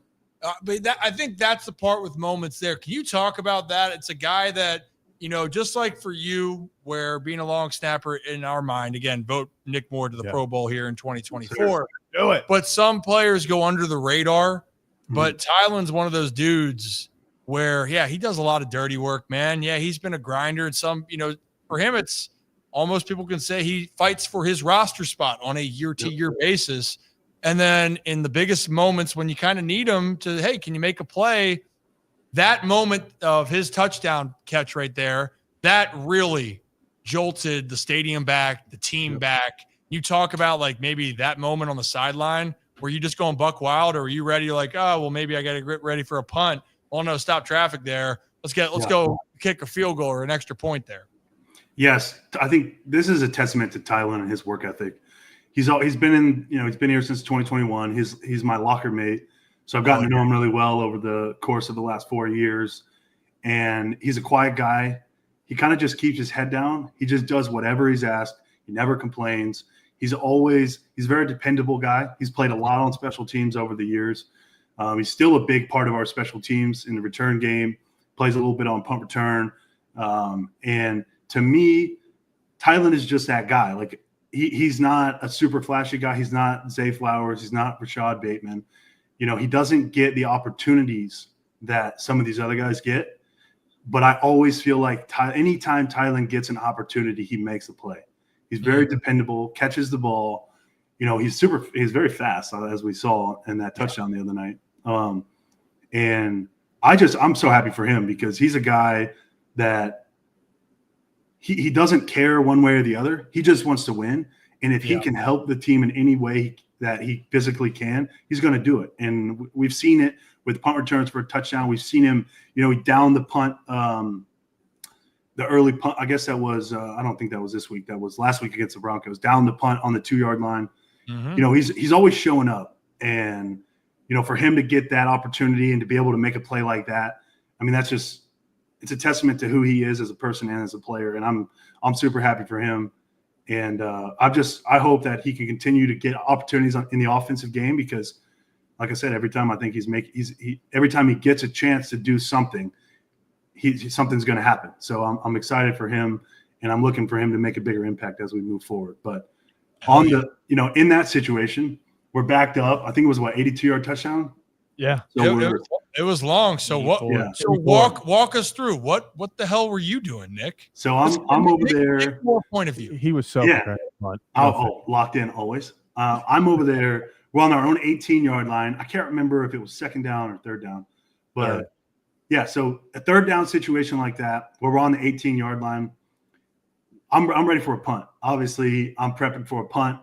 We especially in that game we hadn't been doing super good on third downs.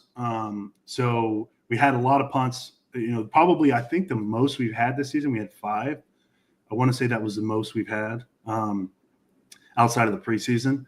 And so I'm locked in for a punt. Tylen gets a catch up the thing. I'm like, all right, we're going to get a first down. No biggie. I'm going to take a breather and then get ready for the next set of downs. And then he just keeps going. And we're like, as it's happening, he's running down our sideline. So as it's happening, we're all 3 of us are kind of creeping, from our little area over to the field so that we can see what's going on. And I look at Jordan, I'm like, I think he's going to score. And then once he broke that last tackle and he started taking off down the sideline, we started running down the sideline right behind him. I was gaining ground on him. I got speed to catch him. So because of 19 miles an hour. Exactly. What you're trying to say? I was running him down. I could have ran him down if I had like a mile to catch him. I probably would have done him. So you're built for long distance there. Yeah, good. Not built for speed. But we're running down sidelines. Everyone's going crazy, but we still have a job to do after the touchdown happens. Obviously, that was the PAT that we didn't make, but it's an electric environment. It's a crazy thing to happen. We're about to tie the game up. Everyone's excited, so it was a huge play for us. I was gonna say I wasn't gonna bring that up, but it was high five. Everyone's going. Someone yelled to me, "We're tied," and I had to look to the left and go, we're right there. Yeah, there. They actually put the I saw it before the kick happened, before I snapped it. They had already put the point on the board. Yeah, Bad juju, man. Can't do that. Look, you can never count your chickens before the eggs hatch. So, it was a tough play for us. Obviously, we got to make those in that situation to tie the game. But luckily, 8 again doing what 8 does, bailed us out with 2-point conversion next time we scored. So, we're gonna get better. We're gonna make those. That's not gonna happen anymore. Yes, you got full faith, full confidence. I mean, look, JT9 is JT9. I don't. Everyone's like, "What's going on?" Like I'm looking at the comments here. Everyone's like, "What's going on with Tuck?" It's like, look, it's Justin Tucker. All right. It wasn't his best kick. Slipped a little bit, pulled it, and that's kind of been the story of the year for us. All of our misses have been similar in the sense that we've missed all 5 left.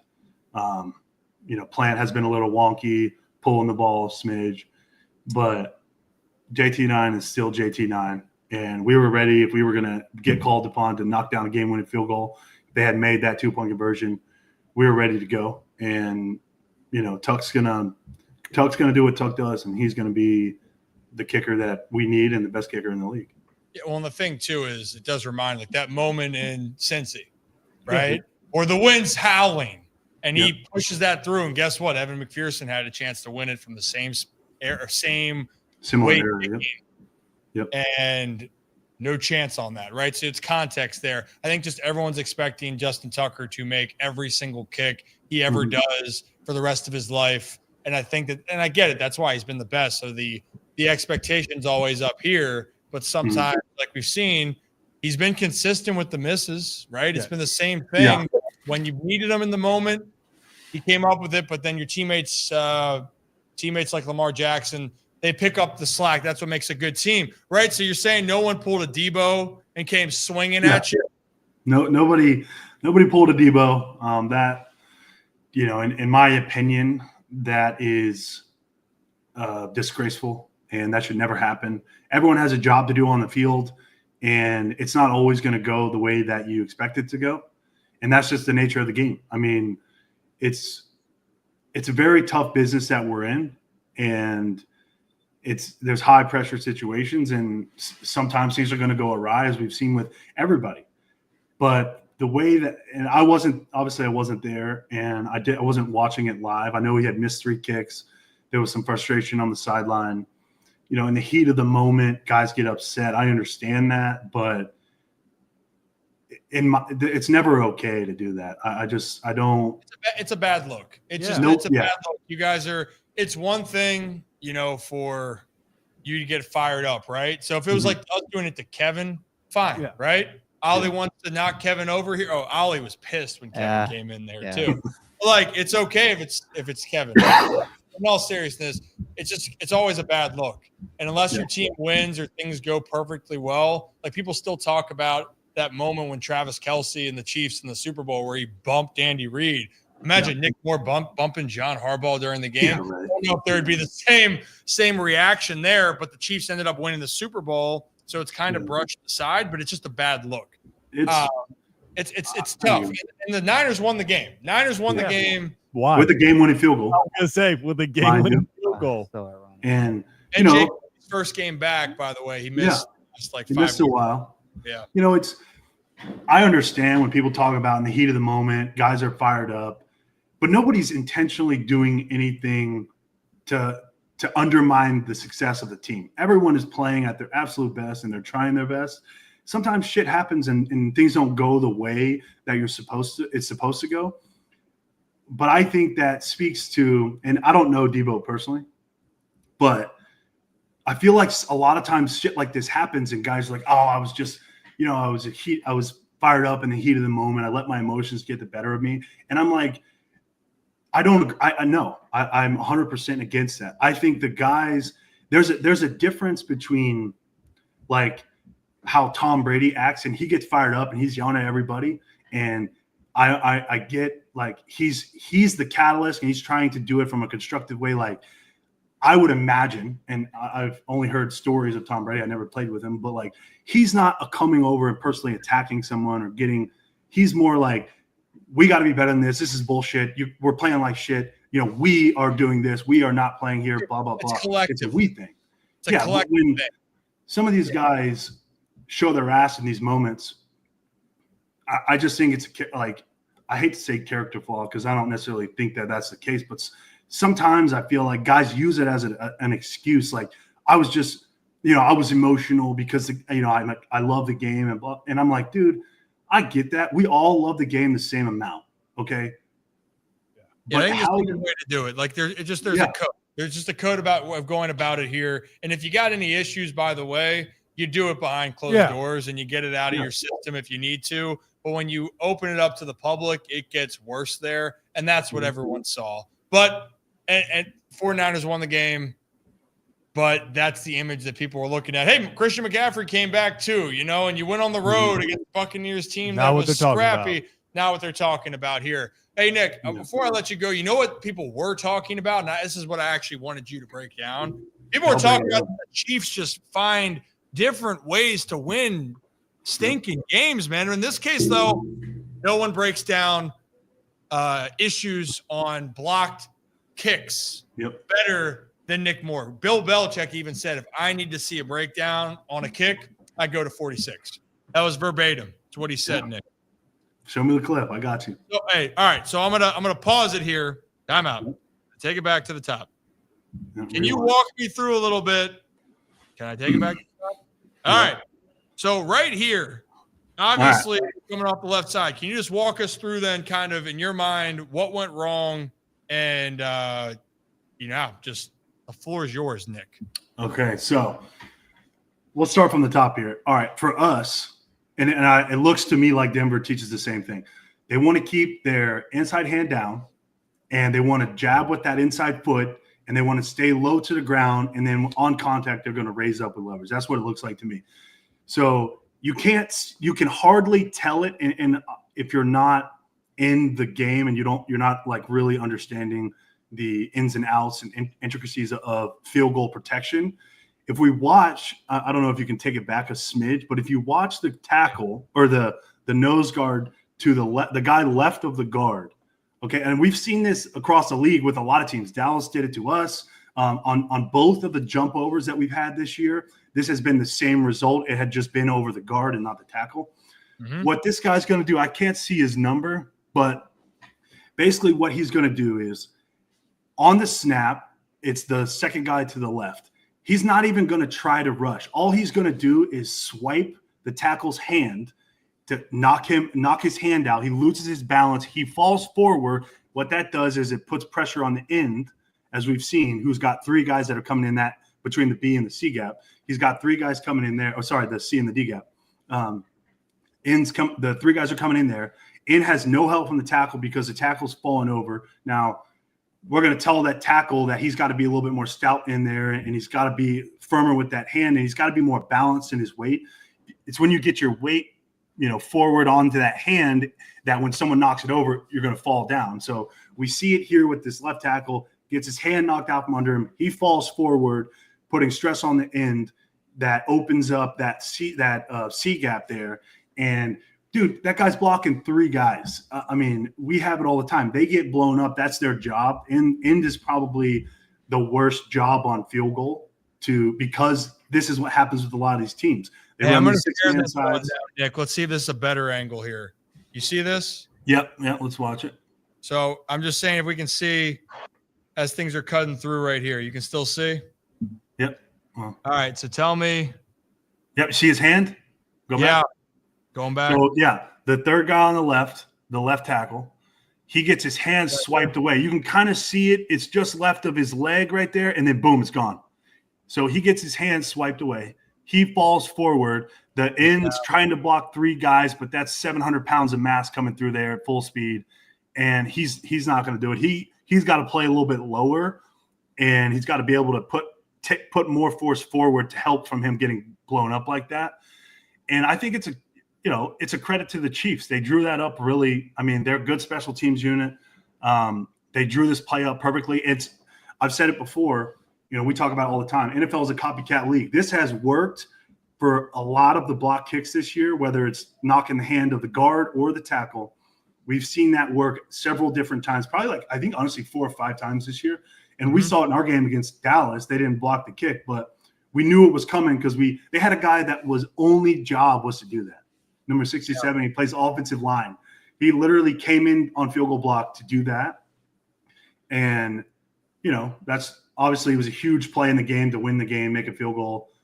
And the Chiefs were able to block it and get away with the win. But, Andy Reid even talked about after the game specifically of just saying how we work on that, we practice that. Yep. And I'm sorry about the player giving credit that made the block kick. But he was mentioning, saying he comes in and works on this. Our group works on this constantly. And in the biggest moment, it was an extra point field goal, essentially. Yeah. And the game was on the line, and that's a credit to the Chiefs. I think a lot of people, I don't personally like the Chiefs. Obviously, we've had some bad blood over the years with them, and they've gotten the better of us a number of times.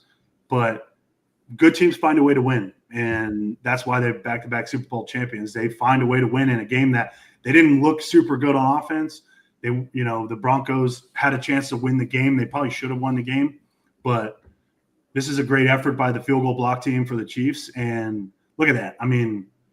Nobody's making that kick. You're going to tell the kicker he's got to hit it higher, but that guy's 5 yards in the backfield. There's nothing you can do. Yeah. He is. You're doing everything. That's what we're saying for a unit in general. You have to do your job as a unit, right? Everyone has a job. Has responsibility. Yep. You can't then say, I'm going to alter it, and therefore, hey, you can try to make up for it. Sure, you can try, but if that happens, most times that ball's getting blocked. Almost every time that ball is going to get blocked in that situation. No matter the situation, no matter who the kicker is, how good the operation is, if a guy gets that far in the backfield and he's able to get up in the air, it's going to be extremely difficult to make it. And we've had that over the year. We've had some blocks, and that's just really good execution there by the Chiefs in a moment that they had to have it. They're going to lose the game. That ball's going in, it looks like. And Denver's going home happy, but that's a testament to winning football. That's just part of it, and that's the way the cookie. You got to tip your cap. Yeah, you got to tip your cap to those teams when they make plays like that, because that's a game-changing play. And they're sitting at what, not 10-0 now or 9-0. 9-0. Yeah, you don't get to 9-0 on accident. And you have to do things like that because you're not always going to have your best on Sunday, and you have to find a way to win. And the Chiefs were able to do it. They did. And so far now, Kansas City stays undefeated. Doesn't matter how they do it. Yep. They just got to win. And it just goes to show you rivalry games. The Ravens just took care of the Broncos pretty handedly at home in 1 week on the road. Yeah. Anytime it's a division game, and we saw that with the Browns. It doesn't matter. You can throw records out the window. When it's a division out game, the window, Nick. And there's a lot of bad blood. There's a lot of guys are excited to play in that division, in a division game, and it brings out the best. And coaches are bringing out everything they have to win the division. They're pulling out all the stops, and they're a lot of fun. And I love playing division games. I love going on the road in the division. I think those are the most fun. And I'm excited for this challenge we got this week. They probably the best special teams unit in the league right now with Pittsburgh. So I'm excited. I saw did you guys see the fake punt they ran on the first drive? Oh yeah, dude. Yeah. Outside of the drop catch, that was I've seen that one. Insane, bro. Like how they did that, snap to the PP, right on the numbers. Obviously, guys got to make the catch, but it's just the coach they have over there. He's been there for years, and guys love him. I mean, you saw they downed a punt or something like that, and when they got the fumble recovery on the muff punt, the dude takes the ball straight over to coach, and I think it's I always love playing the Steelers because it's like a chess match. And they got one of the best special teams coaches in the league, and we got one of the best special teams coaches in the league. And it's a fun back and forth. They draw up something new every week, and you got to be ready for anything. And I love it. I'm excited for it. It's a challenge for us, me and the guys. And if we're able to come out of there and play the Ravens way on special teams to do our part to help the team win, I think we're going to be happy coming home on Sunday. Well, in every game that it feels like Baltimore and Pittsburgh plays, especially in Pittsburgh, the weirdest shit continues to happen in Pittsburgh. Always. The weirdest shit. But I'll also tell you what, a one-score game isn't just like a possibility. It's usually a guarantee when the Ravens and Steelers play. So can't wait for that, Nick. Maybe we'll bother you on Thursday to get a little bit of an update as you get prepped and ready and Lord knows what happens. But, hey, you're a good kid. Hey, and happy Veterans Day, too, Nick. Thanks. Shout out to the boys. Had to wear the new salute to service gear. That's a sick sweatshirt. Thank you. Shout out to the veterans out there. We appreciate all your service and your sacrifices from you and your family. Yeah. Amen, brother. Hey, you're a good kid. We'll get you lined up maybe for Thursday. We'll figure out the time. And, we need you to get more of these breakdowns here. And Bill Belichick was right, man. No one breaks it down better than more. I'm not even getting it. We're going to have the pin and all that stuff. Yeah. We dive into it. So something's on the horizon. Hopefully we do some sick on special teams this week, and I can come in next week and have it drawn up for the boys. If Nick, if you get a good tackle, if you had a great one the other night, okay? Someone tries to jump you and you knock them over, we're going to pull that clip up. Anything cool happens. Oh, yeah. We got you. Have to. I do cool shit all the time, okay? You just have to watch. Okay, good. Oh, no, we watch. Believe me. We watch even in the preseason, buddy. Make no mistake. Watch. All right. Take that clip and burn it, Brad. Yeah. All right. Hey, Nick. Love you, man. See ya. Love you guys. I'll be good. See you, boys. See ya. Nick Moore, everybody. Good kid. Friend of the show, friend of the program. Incredible. But I do love when we get into the nitty gritty, and I know some people can look at that and go, man, well, on the special teams, it makes or breaks plays. Yeah. And that was the Chiefs right there for the Broncos. You could say, how do they get so lucky? There was no luck about that play for Kansas, that specific play for Kansas City.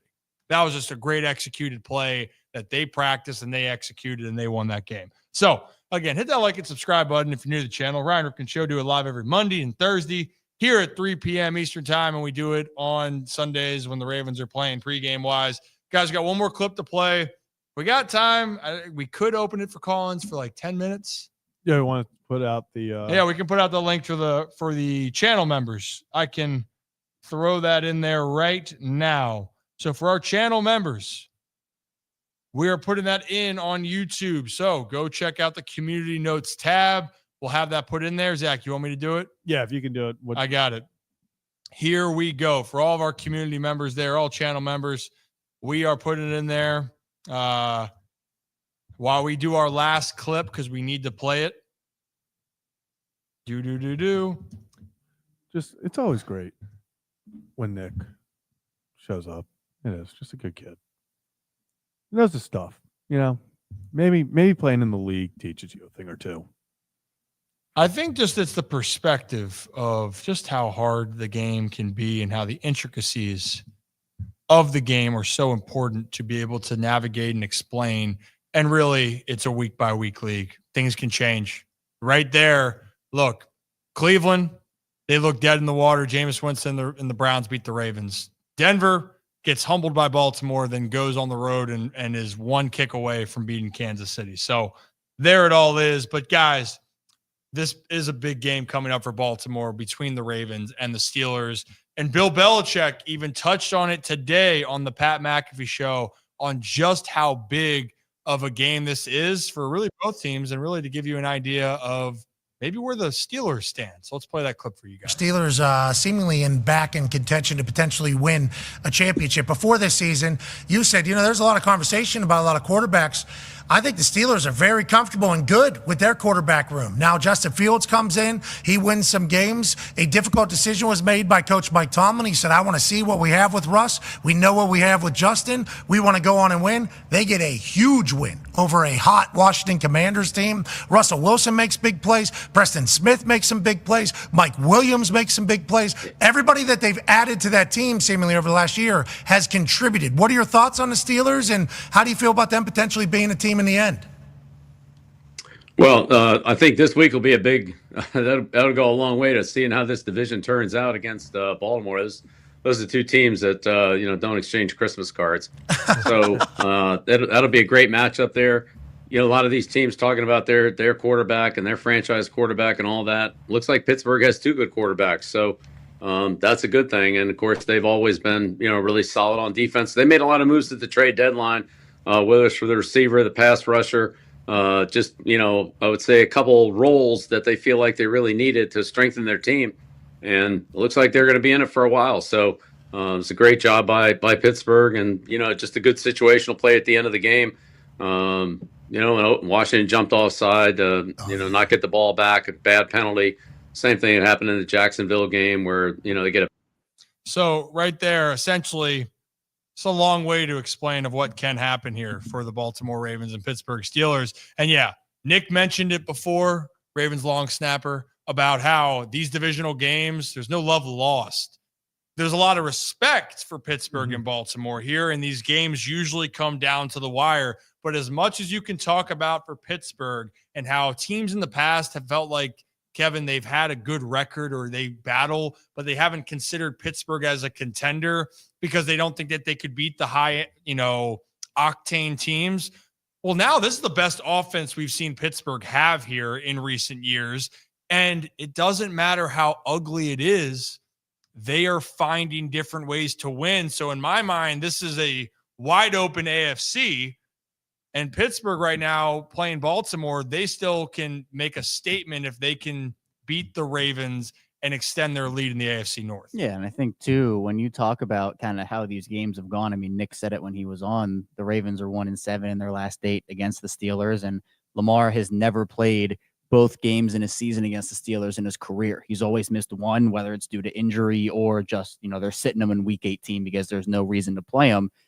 But the team that has given the Ravens the biggest trouble, or at least Lamar, the biggest trouble over the course of his career has been the Steelers. And part of that is because, they just play solid, sound football. Mike Tomlin has those guys playing each and every week, and, their roster is good too. But when we talk about Pittsburgh, it's always been that conversation of, well, they have all these great role players and position players, but the quarterback just hasn't really been there as of late, where it was, the corpse of Ben Roethlisberger late in his career. And then they try a bunch of different guys from Duck Hodges to Trubisky to Rudolph to Pickett to everybody. And the quarterback play has been so terrible, but the defense has been so good that it kind of just canceled each other out. And it's like, okay, they're going to be a 9-8, 8-9 football team here. But now you actually have Russell Wilson. The deep shot is back for Russell Wilson, and the offense is playing great.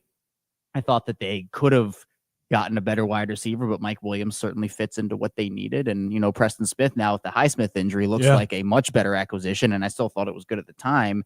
So Pittsburgh and Baltimore have always been those two teams that, were super well respected across the league and just always find a way to be in it. And I think that it kind of balances out because the other side of that is you have two pretty incompetent teams that haven't been respected over the course of a while now with the financial stuff with Cincinnati and Cleveland. I mean, pick what you want to talk about there. Yeah. Well, the thing right now is that these two teams, despite that, yes, we know what the Bengals are capable of, and they have gone to the most recent Super Bowl of the AFC North teams. But since Baltimore, it came back, or the Ravens came to Baltimore, and they've been the same division as the Pittsburgh Steelers. It's been Steelers and Ravens consistently being a contending force. And right now, here again, Zach, in 2024, we have the same conversation. And look, one thing I got to say, Mike Tomlin is a guy that I know he coaches for Pittsburgh, and I know people can feel a certain way. Damn it, dude, I like that guy, man. I like what he does. I respect how he coaches. And just like we talked about with Dan Campbell, talked about with John Harbaugh, those guys in that locker room believe that they can beat anybody, and it starts with who's been conducting all of that in his time there in Pittsburgh and Mike Tomlin. Yeah, it all starts with Mike Tomlin, like we talked about, and Kevin kind of hit on. Before they found Russell Wilson and Justin Fields in this season, it was just, okay, we're throwing it at the wall and seeing what sticks at the quarterback position, really as an offense as a whole. I mean, after the Antonio Brown, Le'Veon Bell days, it was this kind of put together offense of, hey, the defense is going to keep us in every single game. Can the offense go do just enough to win? And over the past few years, they have done just enough. But now they have an offense that can do more than just enough. They can come back from down 10 against a red-hot Washington Commanders team that in the past, Kenny Pickett's not coming back in that game. As much as we talk about Duck Hodges and stuff, they're not coming back in those games. The defense is keeping them in it, and the offense is putting teams away. And with Russell Wilson, they haven't lost. So coming up this weekend, it is going to be a massive game. If the Ravens can't win this game, you're put behind the 8 ball a lot in the discussion for the AFC North. But it's going to be a one-possession game. It's Ravens-Steelers. I don't care that the Ravens are 1-7 in their last 8 against the Steelers. Throw everything out. It's going to come down to the final play. There's probably a field goal at the end to tie or win it. It's AFC North, Ravens versus Steelers football. I don't care if it's the years 2000. I don't care if it's 2024. The games get played a specific way. It's going to be smash mouth, defense, run the ball, no matter what. And right now, too, the Steelers have 2 now deep threat options. Mike Williams made a play, which he should probably get more involved, but they got a dog over there in George Pickens, literally University of Georgia, Bulldog, correct? Yep. And that guy is making play after play. Their defense seems to step up when they need to. And the craziest shit happens in Pittsburgh when Baltimore plays there. And to close it all out, Kevin, I think the last win Baltimore had in Pittsburgh, was that the peanut punch out by Marlon Humphrey in overtime? Yep. I think, It's not a place that Baltimore does well at for those reasons. It just seems like when it's in control or something happens, and at the end of the day, you look up at the scoreboard and Pittsburgh found a way to close out. But that's how this rivalry has been. It's just down to the wire constantly. Yeah, every single time. And Pittsburgh might be missing a couple of key defenders in Highsmith, who is definitely not going to play. I mean, you saw that injury. It was brutal. But I think he escaped the serious injury, thankfully. But he's probably not going to play. And then Dante Jackson, who they acquired for Deontay Johnson, who is now in Baltimore. He might not play in this one with a hamstring injury he picked up on the other side. We don't really know a lot about Kyle Hamilton's status. John Harbaugh pretty mum on that on Monday here today. So we'll see. But I think we're burying the lead here, guys. This is crab cakes versus pierogies. Oh, this is crab cakes versus pierogies we're talking about. Remember we spent weeks on that conversation back when it first came out. And on Thursday, we'll probably have to play some of those clips again from our conversation because we got passionate. I remember it was Brad, Zach, and I in the studio. I think you were just fries on a salad. I forget where you were. Just fries on a salad. Yeah, it's just fries on a salad. What is it from Permani Bruce? Yeah, it's just apparently it's overrated. I don't know. The battle for Baltimore and Pittsburgh has just begun this week, and we'll have our food reviews on Thursday to bring back this rivalry because hey, it is heated. But I know a lot of people are very passionate about their food here in Baltimore. Even Patrick Queen at the time, though, he said he switched sides. But I'll tell you what, I'm still hearing more options here in Baltimore. Is it bias? You're damn right. But overall, I still think people love Baltimore food. And to close out this thing between the Ravens and Steelers before we get to our call-ins, John Harbaugh as a head coach, 167 and 102. And his tenure in Baltimore, it's a 621 win percentage. Mike Tomlin is sitting at 180 and 102, 637. So 2 coaches, 2 of the best. And I think both these teams are going to be heading towards the playoffs here. It just depends who's winning the AFC North. Early dibs on who gets the front leg is going to be in Pittsburgh on Sunday. So if you're new to the channel, hit that like and subscribe button. We've kept him late and long enough here, but it's okay. We still love him. We appreciate him. And for those who are members of the channel, both Holy Shirts and Pants, and it's open now to the Rips Good Kids, call-ins are available here. So let us know. But let's bring on our friend from down in Arkansas and our fact checker in Arkansas, Joe.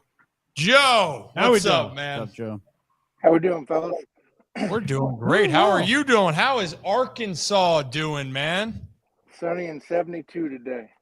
Beautiful. Honestly, it might be the same up here. I like the sound of that.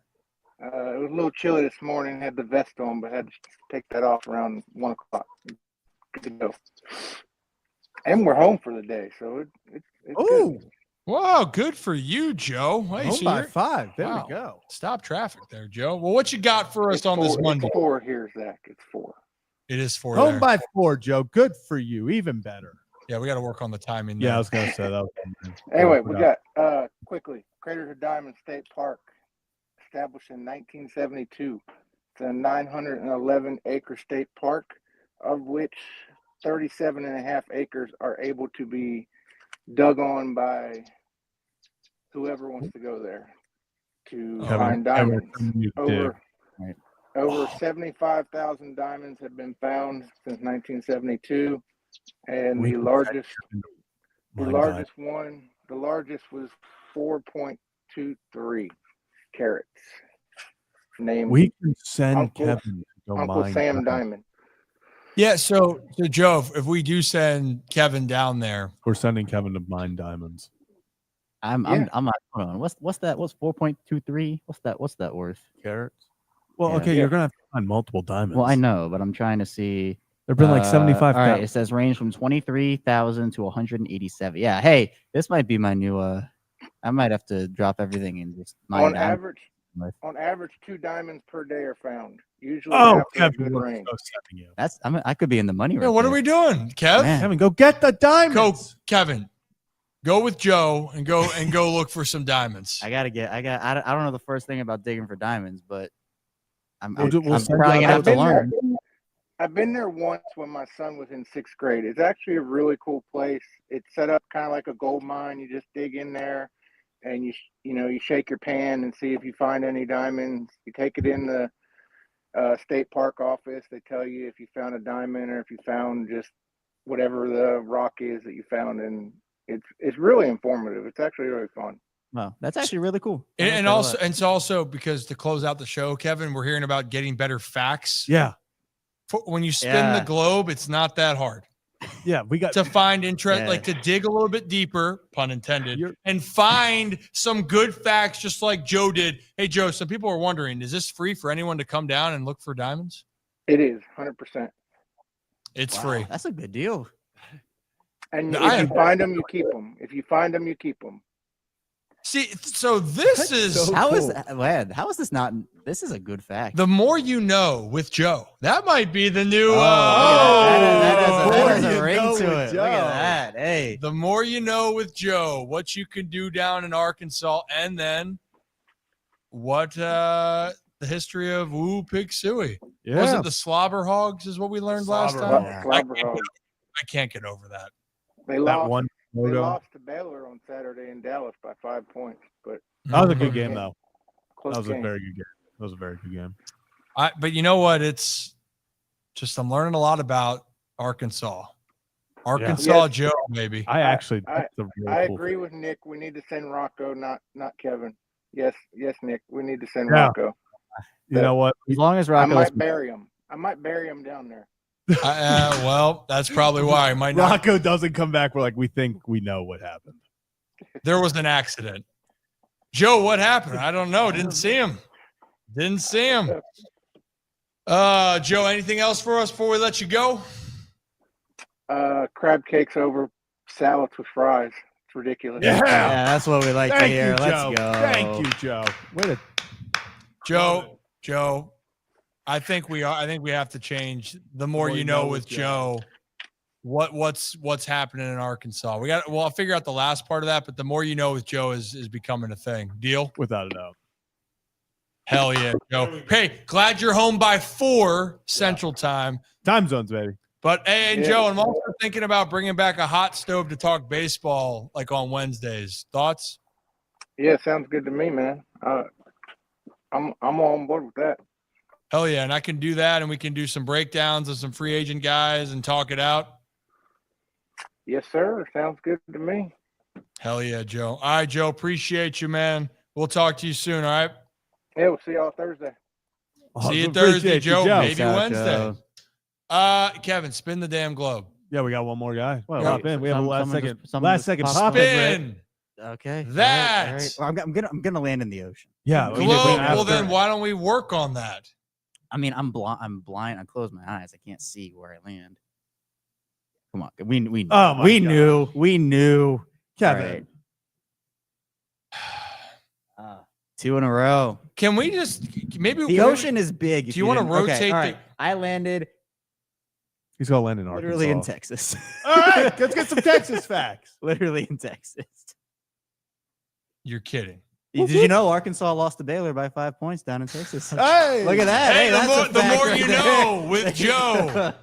Oh God! All right, I'll look up some Texas. Look it facts. up, and while you're looking it up here, we'll get to our next guest here in a second, or to our next call. And he's a guest of the fan. He's a friend of the show. But obviously, want to make sure that you guys all know.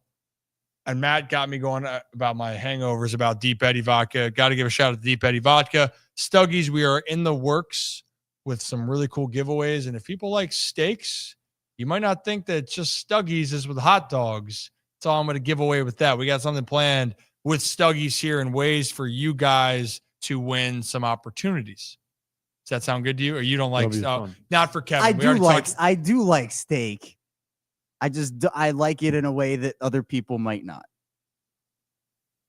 And that's why you won't participate in that. But what you do get to participate in is with our friends up at Hollywood Casino up in Charlestown Races in West Virginia. That was nice. Very punctual. That was very good. Very well. That was very good. And our friends up at Charlestown Races, Hollywood Casino has been one of our proud sponsors here, and they have another tailgate experience happening. We might not be going back now because of Rocco ate too much of the wings. Yeah. That's a whole different story there. Just kidding. They still like us, Kevin. They still even like you. They want you back for a photo shot. All right. We'll make it happen. But we are working on, again, speaking of prizes, they want to give away some football prizes and some events that are happening up there. It's not just a casino. They have live events, and they might have something else that's going into the casino there soon. But our friends up at Hollywood Casino Charlestown Races in West Virginia. Follow them online on Twitter, X/Instagram, Facebook. We have more coming their way. And thank you again to our proud sponsors there, Hollywood Casino. Now let's bring on our friend, Mr. Zach Luther. Mr. Luther. You're there. Hey, Zach. Oh, you're back in the Dominican. Hey, you got to turn your volume up, buddy. Nope, now it's off. I think it's Luther. What do I say? Zach. Bark, if you can speak louder. No, that's not a loud enough. Ollie barks loud. Oh, there you are. There it is. All right. I don't know. Hey, buddy. Hey, welcome back. You were in the States for a hot minute. How was that? Yeah, I had a nice weekend in the States. We had a Latin baseball tournament down at Lone Depot Park in Miami. It was pretty cool. We had a couple Puerto Rican teams. They kicked off their winter season up there, and then a couple of Venezuelan teams, and then one DR team, which was us. So it was pretty exciting. We got to see some Spanish music and some concerts in between some games and all that. So it's still baseball season for us. Yeah, I was gonna say. Well, baseball season never ends. That like baseball's that one sport where I feel like you look around with all the different like the fall leagues, everything. Like there's just always baseball going on, no matter where you look. Oh, it's a different breed down there, man. Especially down in the Latin countries. Baseball never sleeps. No, yeah, it does. Never sleeps, Kevin. How's No, over there? It's been pretty crazy. We were going to stay in Miami for the Monday night game, or we were hoping they had a Sunday game, but of course it's a Monday night game and we flew out. But yeah, trying to catch some Sunday football was actually fun. I didn't have to watch it on a website. You didn't have to view it differently. Yeah, exactly. Yeah, I got to just flip the channel. Yeah, you're a good kid, Zach. You're a good kid. Well, what's on your mind? We're thinking about maybe doing what is Ollie doing? Just walking.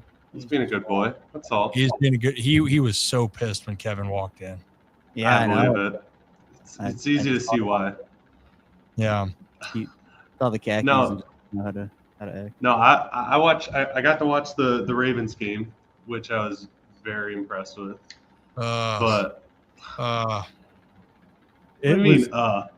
Dude, that was one of the best games I got to see in a while. Oh no, entertainment value incredible. I'm heart saying rate. Well, yeah, I mean, you guys have an investment differently. Yeah, it was. The Bengals game. It was a lot of fun. Once, like, I will say, I think I was the only one. I was sitting up in the upper deck, and the Bengals don't get the 2-point conversion, and people start walking out, and I am screaming. I am like, have you not seen this team try to recover an onside kick this year? I was like, this game is still in the balance. I was like, why are people leaving? Then they recovered. I was like, everyone go home. I was like, everyone leave now. Everyone get out of here. But even when the onside kick, like, there's still that moment as a Ravens fan, because unfortunately I've witnessed so many blown leads recently, where even once the Bengals got that, I was like, just don't give them the onside kick. I was like mentally preparing to have to go back. I didn't celebrate after we stopped them on 2. I didn't. There was a whole nother play. Yeah. People don't understand. They just don't know. They just don't know. But the Ravens got the victory. 2 of the most entertaining games this year in all of the NFL were the Ravens-Bengals games. Both of them. They probably are the games of the year. And it further validates why one of them needs to be in primetime, Zach, every single time. Yeah. You know? No, absolutely. I think when you have guys leading the team like Joe Burrow and Lamar, I think it's hard to argue against, their capabilities. I mean, the Bengals, what are they now? 4-5 or 4-6? They 4-6. I mean, to me, watching them, they could easily be a 7-3 team, just like the Ravens. They could have a similar record to the Ravens. It's literally those little details that get fallen to the side a couple seconds here or there, and it changes how you look at the AFC North, as opposed to being the Steelers, Ravens at the top, and then the Bengals down below. Because in all honesty, I think the Bengals are the better team over the Ravens, or no, over the Steelers. Yeah, it's just you look at the record as the number one source, and it's hard to argue against that. I mean, the Bengals are 0-3 against the Ravens, Chiefs. Well, the Ravens and Chiefs, because they've lost to the Ravens twice by a combined total of 5 points. Yeah, they are 0-3 against the 2. I would say the 2 teams that people right now are saying it's between in the AFC. 5 points are the difference between, like you said, Zach. They could be sitting here if McPherson hits that field goal in overtime. If they get that 2-point conversion and then stop the Ravens, if they don't get that penalty thrown DPI against the Chiefs, they're sitting at 7-3. Oh, for sure. And Joe Burrow's the front runner for MVP. Well, and that's the part right now where good teams find a way. Good teams find ways to win. Bad teams find ways to lose. And right now, I'm not saying that the Bengals are a bad team. I don't think that they're a bad team, but they haven't proven themselves to be great yet because they haven't found ways to win those close games. And they could say, hey, it was a call here or there, but I'll tell you a big part of the game that we didn't talk about from earlier was that fumble, that turnover that got the Ravens back into the game. So it's momentum plays, and you need to make a stop. Someone needs to step up. We mentioned Tylan Wallace stepped up for the Ravens. Rashad Bateman then had the touchdown, game-winning touchdown. Other players have to step up for your team, and in this case, Baltimore has done that a few more times. Now that's why they're sitting at 7-3. Cincy, they're not. Hey, Zach, do you want to stay on while we close it out and Kevin reads you some fun facts of Texas? Oh, I would love to hear Kevin's fun facts. Take it away, Kevin. I'm glad you would, Zach. I feel confident about these. I feel Joe inspired me. Joe inspired me. So we're gonna start off small. Dr. Pepper was invented in Texas in 1885. Dr. Pepper, I think, solid soda. Yeah, go I as mess well with for the pep. Good Dr. Pepper. The first frozen margarita machine was invented in Dallas. See, that's what we we're like talking to about. see. That's what we it. like We're to starting. see. We're starting small, and then we're. What going year up. was it? It doesn't say. It just says Mariano Martinez drew inspiration from the slurping machines at 7-Eleven. Oh, that is usually that's the innovation where someone saw something and made it better. They were like, There "What you if we go. put margaritas in these?" That's really Put what alcohol in this. I Slurpee. care less about the Dr. Pepper stuff. I don't drink soda. I only will have if it's like mixed in with some orange crushes with Deep Eddy and whatnot. But frozen margarita, you're speaking my language. There you go. Frozen margaritas, frozen orange crushes, by the way. Yes, Delectable. Both of them. Sorry, Kevin. Continue. Bugs Bunny, the catchphrase, "What's up, Doc?" That originated in Dallas. The reason being Tex Avery attended a North Dallas high school. He introduced the phrase, and he just said that he didn't think much of it because he used it where he grew up, but apparently it caught on. And so that phrase was, "What's up, Doc?" "What's up, Doc?" was in Dallas. The Six Flags Over Texas theme park is named for the 6 countries that have ruled over Texas. Wait, that's what Six Flags is named after? Spain, France, Mexico, Republic of Texas, United States, and the Confederate States of America. Excuse me? They were like, "Let's name a theme park after this," and then they took it out because Six Flags is The everywhere Six now. Flags can be found on the reverse of the seal of Texas. That's confirmed? That's what I'm reading right here. Six Flags over Texas. I thought Six Flags was its own company. I didn't know what it was named after, or like why they named it that. No, it's over to what? The more you know. Why did they were like, you know what? Let's name this amusement park after the 6 nations that ruled Texas. So Johnny said Six Flags over Texas, yes. So if Johnny says it, it's got to be true. Yeah, Johnny is from Texas. So. Marcus says it, yeah, it has to be true. If anyone tells us without any source, it has to be right anyway, too, right? Hey, believe anything you see on the That's internet. what happens nowadays. Yeah, just believe anything you see on the internet. But I do believe them. I do believe because I believe in our community. I do. Yeah, that's actually crazy. Yeah. All right. Next up, Texas uses its own power grid separate from the rest of the United States. I did think I knew that. I did know that one. Yeah.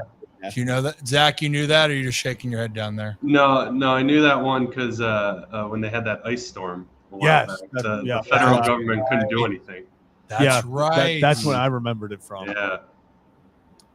Yeah. Next, this one's Texas flag designer is unknown. All right, that's. Kind of. I'm just gonna say, I feel like we step back right I feel like we peaked at the margarita thing. Although the Six Flag one, that was Six Flag was up there. That was that one. Margaritas and Six Flags. Yeah. Let's see. Amarillo is considered the helium capital of the world. Like helium, the gas? Yes, because it is home to America's National Helium Reserve. Amarillo contains about 90% of the world's recoverable helium supply. So if they ever need balloons blown up, you go. Yeah, they could. Maybe. Scientists initially believed that helium didn't exist on Earth due to several failed experiments to replicate the gas. Interesting. I did not know that. Let's see. Oh, wow. Wait. No, we already read that one. Apparently, Joe S. says the world's first 7-Eleven was opened in Dallas, Texas. Is that on your list, Kevin? That is not, but I would. Hey, can you say Amarillo again? Amarillo. Okay. Just curious. That's how you say it, right? You know the George Strait song, Amarillo by Morning? Yeah, can you sing it? Just in San Antonio? That's all. That's the only words I know. Oh, That was all we were going to roll with? Yeah. Can you sing it? I mean, I got to get the lyrics down because I don't know all the lyrics, but I could sing the part of it. Just, I would say Amarillo, but I would say Amarillo. Is it Amarillo? I suck because Amarillo's sour. Armadillo. Johnny's saying it's Amarillo. Amarillo. Amarillo by morning. Amarillo. All right, last fact, Kevin. What right, I need to find a really, really good one. You should have the 7. I think you should have finished with the alcohol one because the margarita one. Yeah, either that or Six Flags. The Six Flags one I think got a lot of people like, whoa. Yeah, that I had no clue. See, this is why we want you to dig deep. We have Joe coming on telling us you can go get your own diamonds. That was such a good one. That was so. Yeah. You guys never did that growing up? We had this place up in Cleveland. It's called Put in Bay, and they had like these little, I don't know, caves or whatever that they would have gift shops, and you could mine for your own stuff. No, Did they have diamonds there, Zach? I don't know if they had actual diamonds, more gemstone, but I was also like 12, so maybe that was for the adults. Yeah, they were diamonds. Kevin, is this last back just? I'm scavenging sites. Maybe you ended on we say the Six Flags, the last one that people remember now. Yeah, for what you did. Let's just repeat that one so when people watch it back, it's just goes back. We'll get the Men in Black thing. We'll just erase there we go. All right, how about this? The state plant of Texas is the prickly pear cactus. All right, that was a fact. Okay, that was only okay, but we'll end it on a fact. I actually kind of hit me last second what you actually said. That was not as good of a fact as I thought. It wasn't. Because you just threw around prickly pear makes it. Yeah, I thought at first I was when like, you go, they make like prickly pear drinks and prickly pear food. You ever sat on a prickly pear? I don't want to. Have you? No, I haven't. Is that an experience that? Kevin, if you don't get a better fact than that, you will sit on a prickly pear. Yeah. I feel like I should just like make up a fact. Texas wild facts. All right, I did it crazy. How are we still doing this now? We're gonna need like a show in advance where Kevin just comes ready with the facts. Well, the issue is I land in the ocean like 2 or 3 times, and that always throws me off. And then I land on a place, and it just all right. At least I didn't read off the fact the Texas flag colors are the same as the United States. Yeah, because that was an option, and I decided to not. Here we go. It is illegal to milk someone else's cow. There we go. Wow. Bam. I thought when you stop milking other people's cows. Though the fine won't exceed $10. Milking a cow one doesn't own violates the Texas State Penal Code because it is considered theft of personal property. Wait, so you only get fined $10 to? Like, is that per could be cow a worthy milk? sacrifice? Is that per cow milked, or is that like the total? I don't know. Time out. That's per udder bowl. Can you reread the entire phrase? That's how you say it. Time out. No, it's fine. Of all, reread what you just told us. Fine won't the whole thing from the top. He wants you to say penal again. Yeah. Go ahead. It is illegal to milk someone else's cow, though the fine won't exceed $10. Milking a cow one doesn't own violates the Texas Penal Code because it is considered theft of personal property. So the words that were thrown in there. That's how you say it. I understand. The wording of whoever wrote that sentence knew what they were doing. How they delivered milking violates penal. All right there. Only $10 fine. No, it's only a $10 fine. Come get you Yeah, some milk. that's the question though. Is it per cow or is it per like experience? That's what I'm don't saying. know. I think if someone's got to find out, Kevin. After you stop in Arkansas, no, to after find you go to diamonds, I'm getting the After diamonds. you I'm only, find I'm only diamonds, getting the you diamonds. gotta I'm go- only getting the diamonds. That's all I'm doing. We'll have Just rock worry them. about milking your own cows, dude. Yeah. That's all you got to do. Yeah, pretty much. We're learning a lot here. Well, hey Zach, I'll give you a buzz on the ride back or whatever's going on. A lot to discuss here, but appreciate you. Thanks, guys. We're gonna wrap up here, and we're gonna make sure that Kevin doesn't violate any penal code. So, all Not right. gonna happen. All right. See you, fellas. All right, Zach. See you, man. Peace out. Appreciate you. Zach Lowther, everyone. And Zach plays baseball. Yeah, also plays baseball. He plays baseball too. Oh, Marcus. Cow tipping and milking Kevin tour? Yes. Phrasing. Oh yeah. We're not milking Yeah, Kevin. definite, He yeah. is tipping and milking. So Pause. way, Let's pause. Hey, no way Kevin knows this one. I just did this accidentally. I don't know how to get it back. I kind of like that. Yeah, I was gonna say it. Yeah, didn't Brad do this the other day? He Oh, did. that I don't the know other how day? that happened. We're back. Yep. But in one of the movies here that Ben Stiller's in with Robert De Niro, Kevin, giving away ideas, and they're talking about milking. And then he says to Robert De Niro sends to Ben Stiller, he goes, I have nipples, Greg. Do you want to milk me? Oh, What movie? I don't know. But I got 2 right today, so Yeah, sorry. Kevin, Can you milk me, Greg? That was I don't know. it's a You Ben did do Stiller good. movie. Night at the Museum. No. It's about being really awkward. Meeting a family. Oh, Meet the Fockers. That's yes. 2. Yeah, okay. I'll give you credit for that. We'll say like meet the parents, meet the Fockers. We'll wrap it all together. That's Okay, fine. all right. That took a while though. Yeah, first try though. I'm proud of you. Yeah, thank you. Yeah, it's tough. I think I want to eventually just make a show that's just about movie quotes. Just We For could, sure. we could definitely milk, no pun intended. Oh my god. We could definitely. That was milk 1,000%. thing. That was so It- intense. That was- wasn't it even was- fit the pun. Yeah, it was definitely intended. But we could definitely milk something where like I live react to movies that I haven't seen. Why are you using the word milk for that? Yeah, I can milk. I Because can we milk can go reaction. and do it. We can milk the reaction clips. Farm. Whatever you want to say. No, it still doesn't make sense. Well, I'm trying to stay within. How the, about the this? You farm. can just react. No, we're not staying with the Mm. farm thing, Kevin. Yeah, the farm thing is Maybe kinda maybe cool, it is. though. Maybe Kevin. Maybe what Kevin wants people to go on the Kevin milking. Nah, tour. I know. I think I that's. do not. No. We need to get out of here. But now I'm raising questions here, Kevin. About The what? people want to know. People want to know About what? famous cow lines. Let's see. From movies or just in general? Now I'm finding cow quotes. From cows? Yes. Yeah. Okay. Let me see.